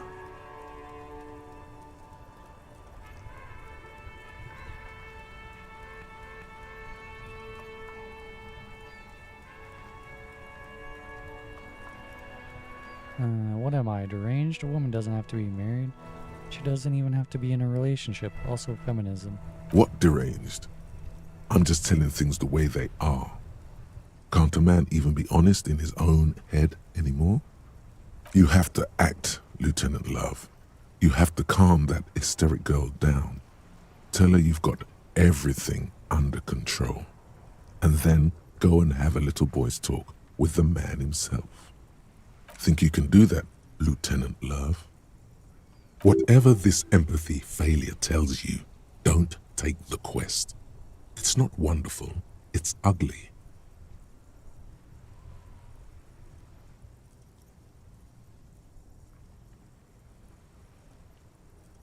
Please know I don't want to say any of those things. Refuse the love quest, although it's wonderful.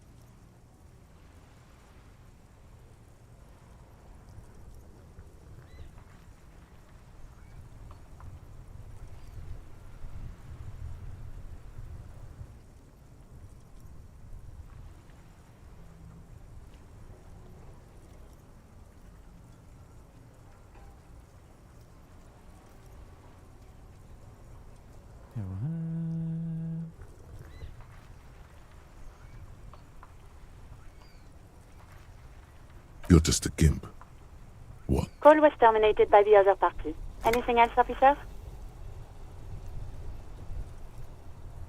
As always, it's DJ Mesh and Felicio, and you're listening to Street Freaks FM, bringing you the hottest, the nastiest, the most vulgar. A flock of seagulls takes off nearby, startled by the roaring radio. Right away, the lieutenant reaches into the cabin and turns off the radio. He's not looking at you as he says, Someone must have been messing with the radio, or maybe it picked up a random frequency. You wanted a prime line, right?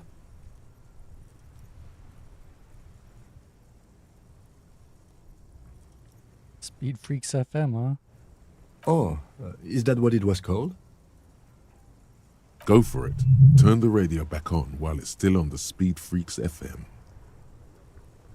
Pick up the radio again. Souped up motor carriage for one bad mama's boy. For the heavier foot and the freaky end. God damn it.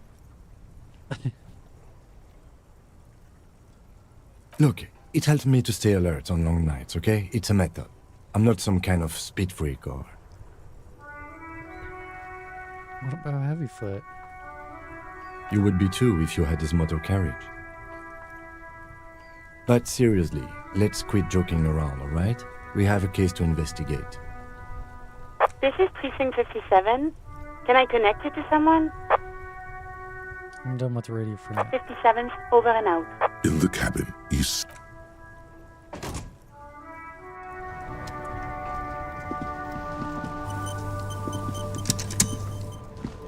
The RCM in Martinez.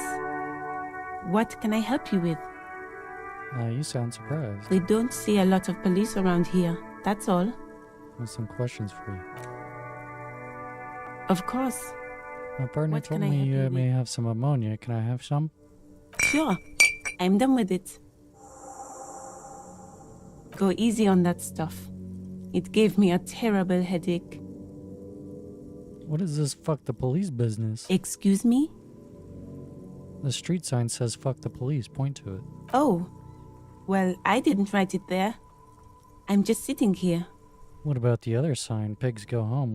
Who are these pigs? I don't know anything about that either. As I said, I didn't write it. pig is a widely used term for members of the police.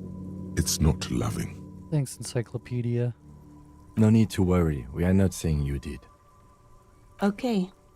Well, I didn't. We need directions. Since the street sign's messed up? Okay, what do you mean? I'm a bit disoriented. This is Revicol, right? Yes, sir. District of Martinez. This intersection is called Round. He knows where we are. He just wants directions. Thanks, that's No all for now. problem. She's very well composed. I have to Of run. course. If there's a corpse, then you're going to need those gloves for the autopsy. One more thing. Can I borrow your gloves?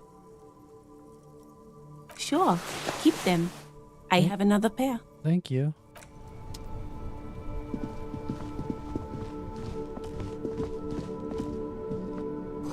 There are bottles inside. You can pick them up if you had a bag. Where do you get a bag at? What's it? Rue de Saint-Ghislain, 8B.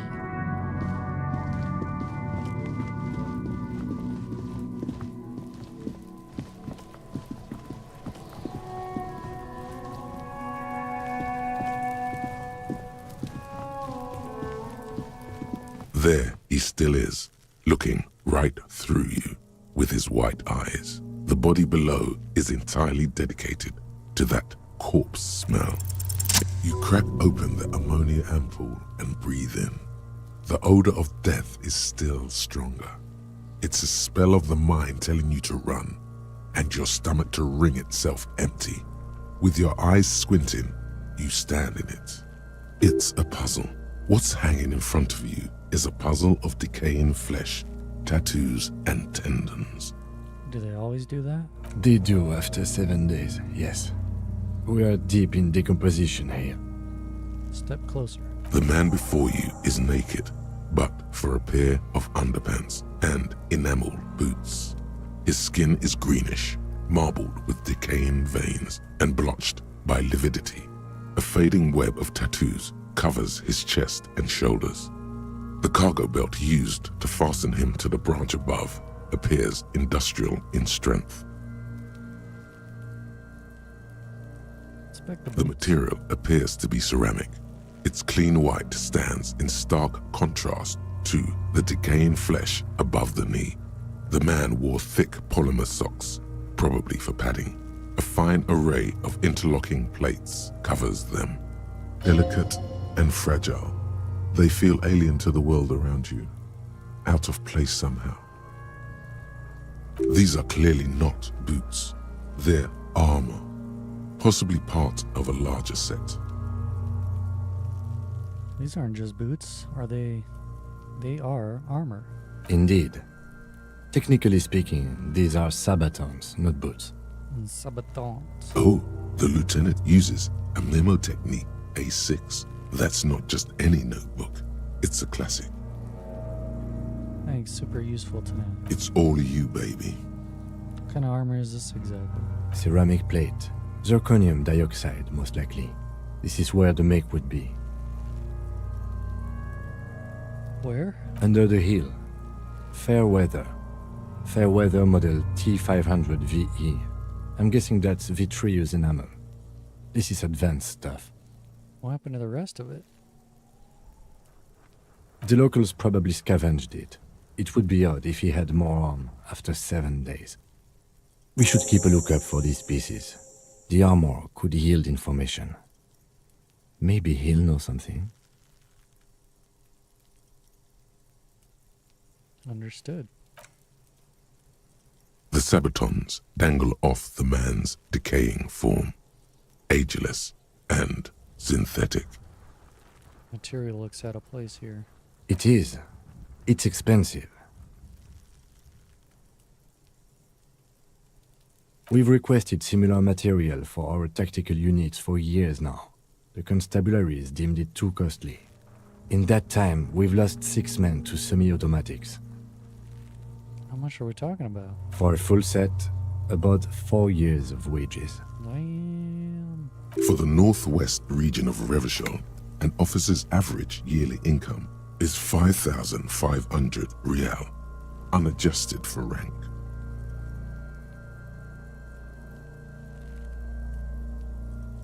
Wait, my yearly pay is 5,500 real? Not too much, yes.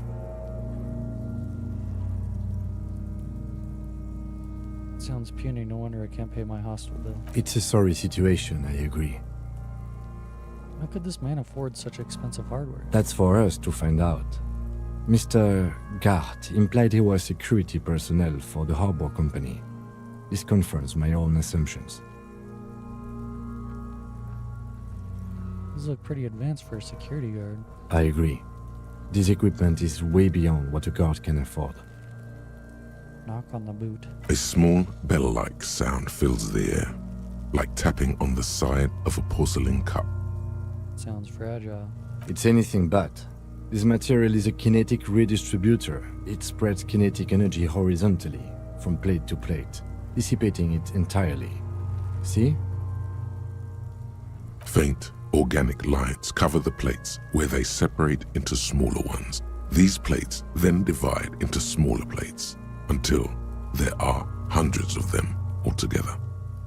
Like whirls of floorboards, the design looks organic, influenced by highly resistant wood materials, like lignum vitae and ebony perhaps. Hardly know.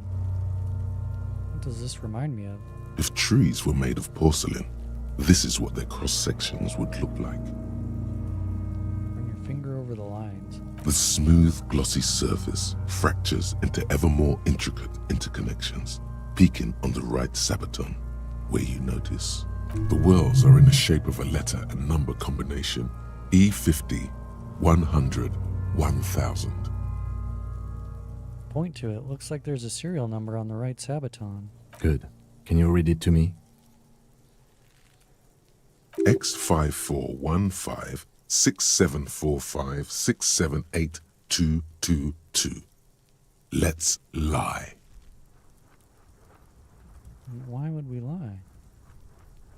We have a make and a number. That's something. We can use the radio in my kinema when we're done.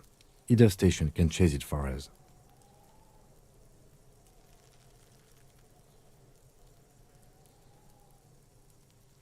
The cadaver slowly twists on the cargo belt, his torso covered in tattoos, and extremities blotched pink and blue. Inspect the belt. The hangman's knot is pulled tight by the weight of the corpse below. Yellow, hard-edged polyester cuts into his neck. Above, a sliding buckle ties the belt to the branch. This is a steel-reinforced cargo lashing belt, big brother of the regular cargo belt. It's used for tying cargo under 6-rotor airships. Don't ask me how I know this, but this is a lashing belt used for airlifting cargo. Airlifting? I thought it was used on lorries for strapping cargo to them. Apparently this is the reinforced kind for air transport. My brain tells me so. The local harbor uses 6 rotors to shuffle containers around. I get the sense they use whatever was on hand, without paying much attention to not incriminating themselves.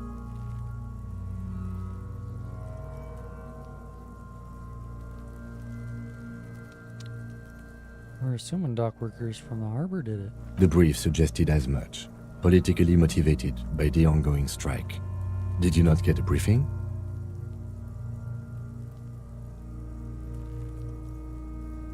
My past has undergone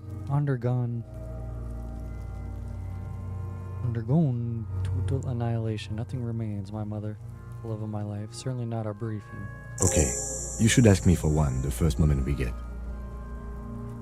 I sure wanted him to stay up there. The rope is reinforced with steel wire. I was afraid it would be. Thin steel wiring, parallel strands.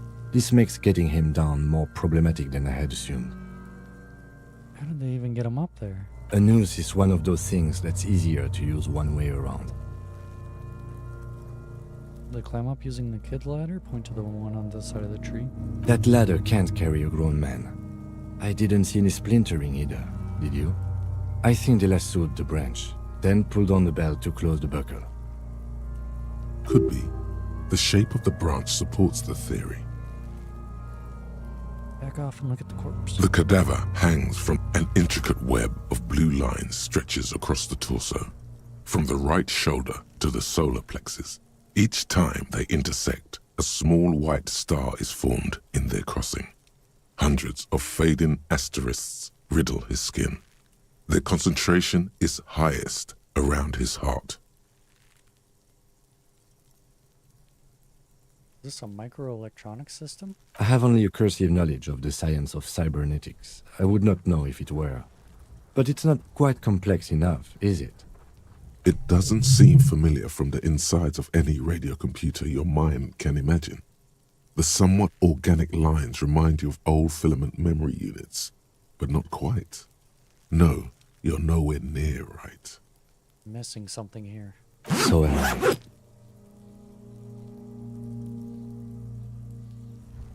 He wears a wide leather belt around his waist and a gun holster under his arm. He takes a thin piece of milled aluminium from his coat pocket and pulls it open. Sounds like a sword being unsheathed. A small lens appears. Some sort of camera. What is that? A Trigger Sunshine Mini. Triggered is the world's leading manufacturer of intercommunication devices, primarily projectors. The camera before you looks familiar somehow. Shit, Kuno! What the fuck is that? An instant color camera. I have only 2 ampoules, so nobody move. I don't want to waste one. A sound, a shrill flash, followed by the breaking of a small ampoule of glass. You see streams of color pour onto the thick, glossy piece of paper, rolling out. In case we need it.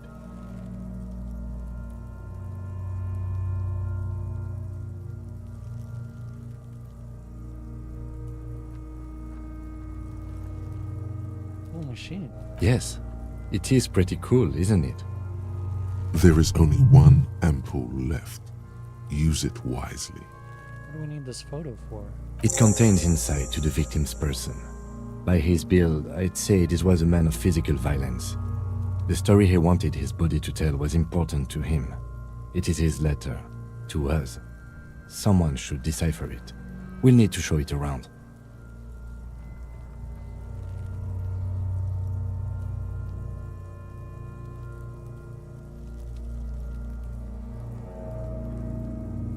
Can I have it? Sure. Just don't lose it. The glossy-eyed corpse looks by. You've acquired an interactable item. Investigate this item further by going to the Are you sure we finished the preliminary examination of the cadaver? We might miss some of these things once he's done. The cadaver slowly his eyes are milky white and blind to the world, protruding comically from their sockets. There is no one home, just subaquatic terrors there. Dark brown hair grows on his head. His face is ready to explode from the organic processes inside. The death's head grin has passed. What remains is an unrecognizable mess.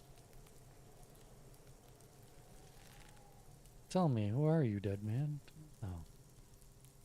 The corpse looks right through you as you distance yourself from its...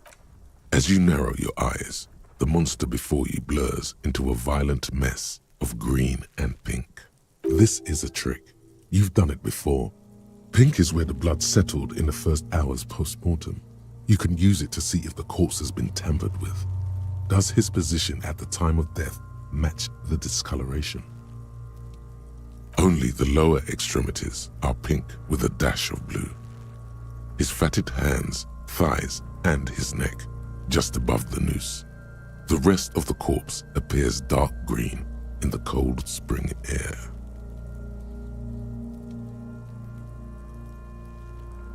I see it. His neck too.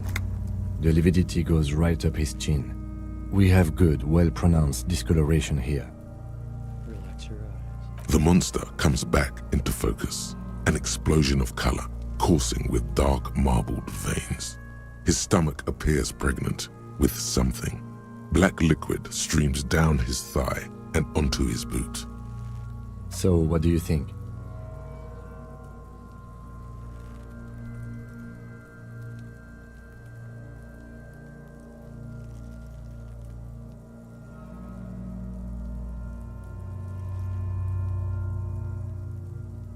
He's beaten up, see the bruises? I do.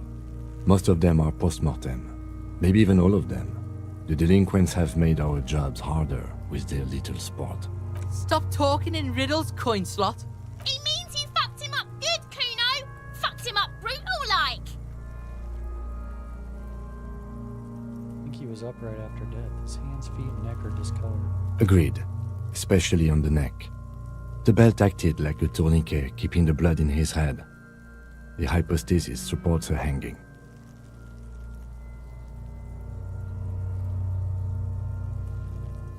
Maybe he was strangled by someone? Yes, there's always a chance we are wrong. We should check for ligament marks on his neck to see if they're in tune with the belt. We'll have to get him down first.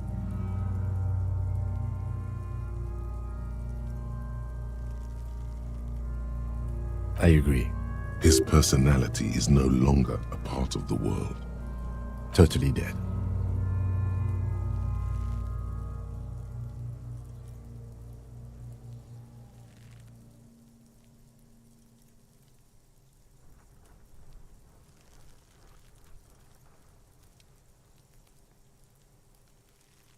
Absolutely. A pool of blood and feces has eaten into the frozen mud below the man's feet. Purge liquid is dripping into it, drop by drop. The victim appears to have contained no more than half a kilogram of digestion at the time of death. The fuck he's saying? Talking about shit.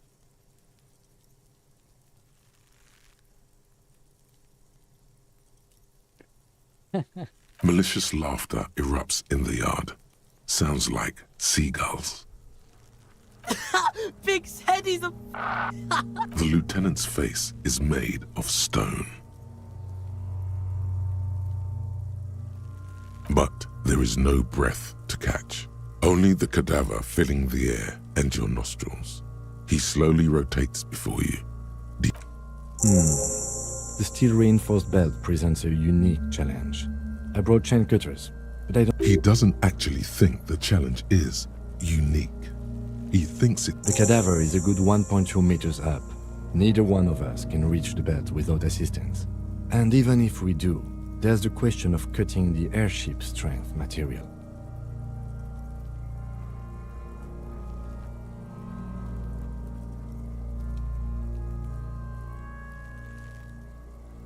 Someone else?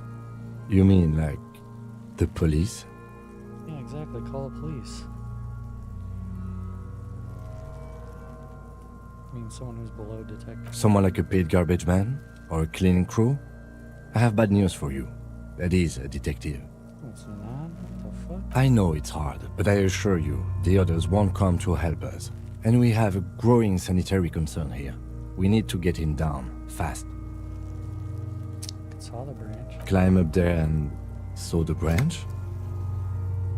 There has to be a less risky way, with less falling down of trees. Maybe we could shoot him down. Yeah! Bang bang time, pig! Shoot his head off! How?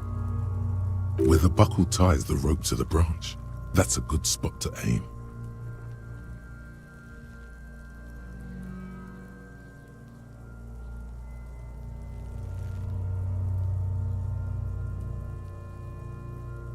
Where? Ah, yes, I see. If the shot hits that... Yeah, now we're talking. They'll miss! The pigs will miss, Kuno! Now,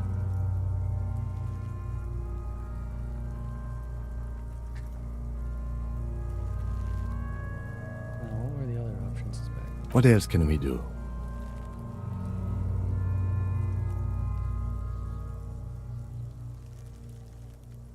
I was really hoping we wouldn't. The Union appeared to be suspect in this case. I would really prefer if there was another way. These people might. But what other options? Yes, we do. We are not getting him down already. Not getting him down is a task that's already accomplished. Sadly, it's not our job to keep him up there, but to get him down. He breathes out. Oh yeah, do this shit! Fuck it up!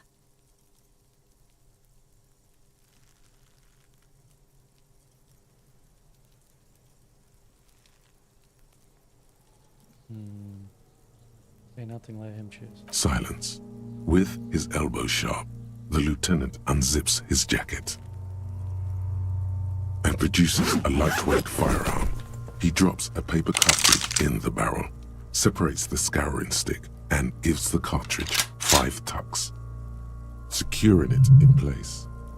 That's a Kiel A9090 Armistice, mass-produced muzzleloader, ascetic, frugal, one of the most common firearms in the world. He then steps back and assumes the fellow's desk position, taking aim. The corner of his eye twitches. His finger is on the trigger.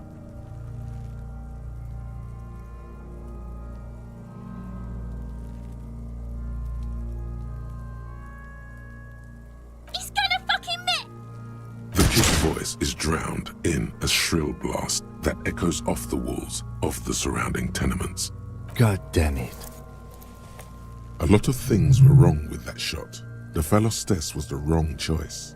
His shoulders were raised, but above all, Fucking idiot! Kuno could have hit it easy, but then Kuno's not fucking handicapped, is he? Kuno's sorry too. the lieutenant doesn't say a word, just looks at the gun in his hand. Kuno's sorry too. The lieutenant doesn't say. No, we are lucky as it is. We didn't break anything, and the victim remains in. Any more mistakes could put us in an unfortunate position. I have to say, it's beginning to look unlikely we can get him down. You know, it's bad as it is. Us shooting firearms like punks. Go ahead, I'm not stopping you. Just don't lose it. This is the sorriest. Yeah, take it, you fucking banana boyka. Take. the cold piece of The fuck are you waiting for? the buckle comes into focus in your sights. You stand with your feet planted firmly in the ground and your left hand supporting your gun arm. Why don't you just shoot yourself in your mouth? At least you won't miss. 42.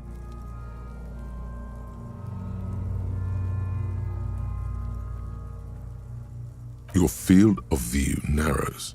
The slow movement of the branch in the wind, and your shoulders directing the gun sink up. Look, he's crying. You gonna cry now, fucking faggoty?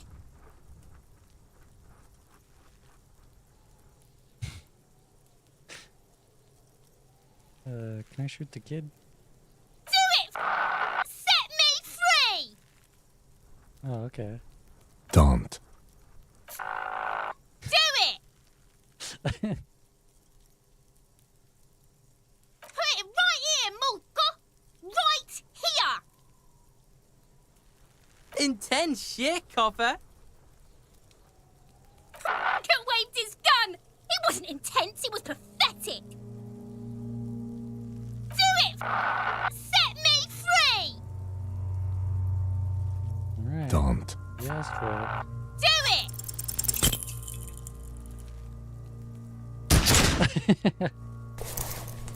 What the hell? You hear an explosion within the weapon in your hands.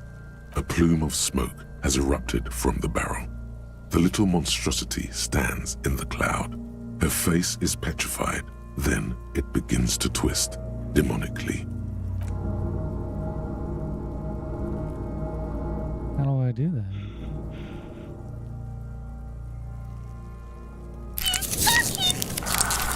Learn to shoot! Whoa, see? Pig tried to shoot you. Yes, Kuno, I can see that! My liege, it may be possible to spin this as some sort of pedagogical exercise. Well, then maybe you shouldn't have missed. This is merely a suggestion. If you want to be a failed child murderer, go with that. You sense nylon moving somewhere to your left. There's motion in your the gun has left your hand.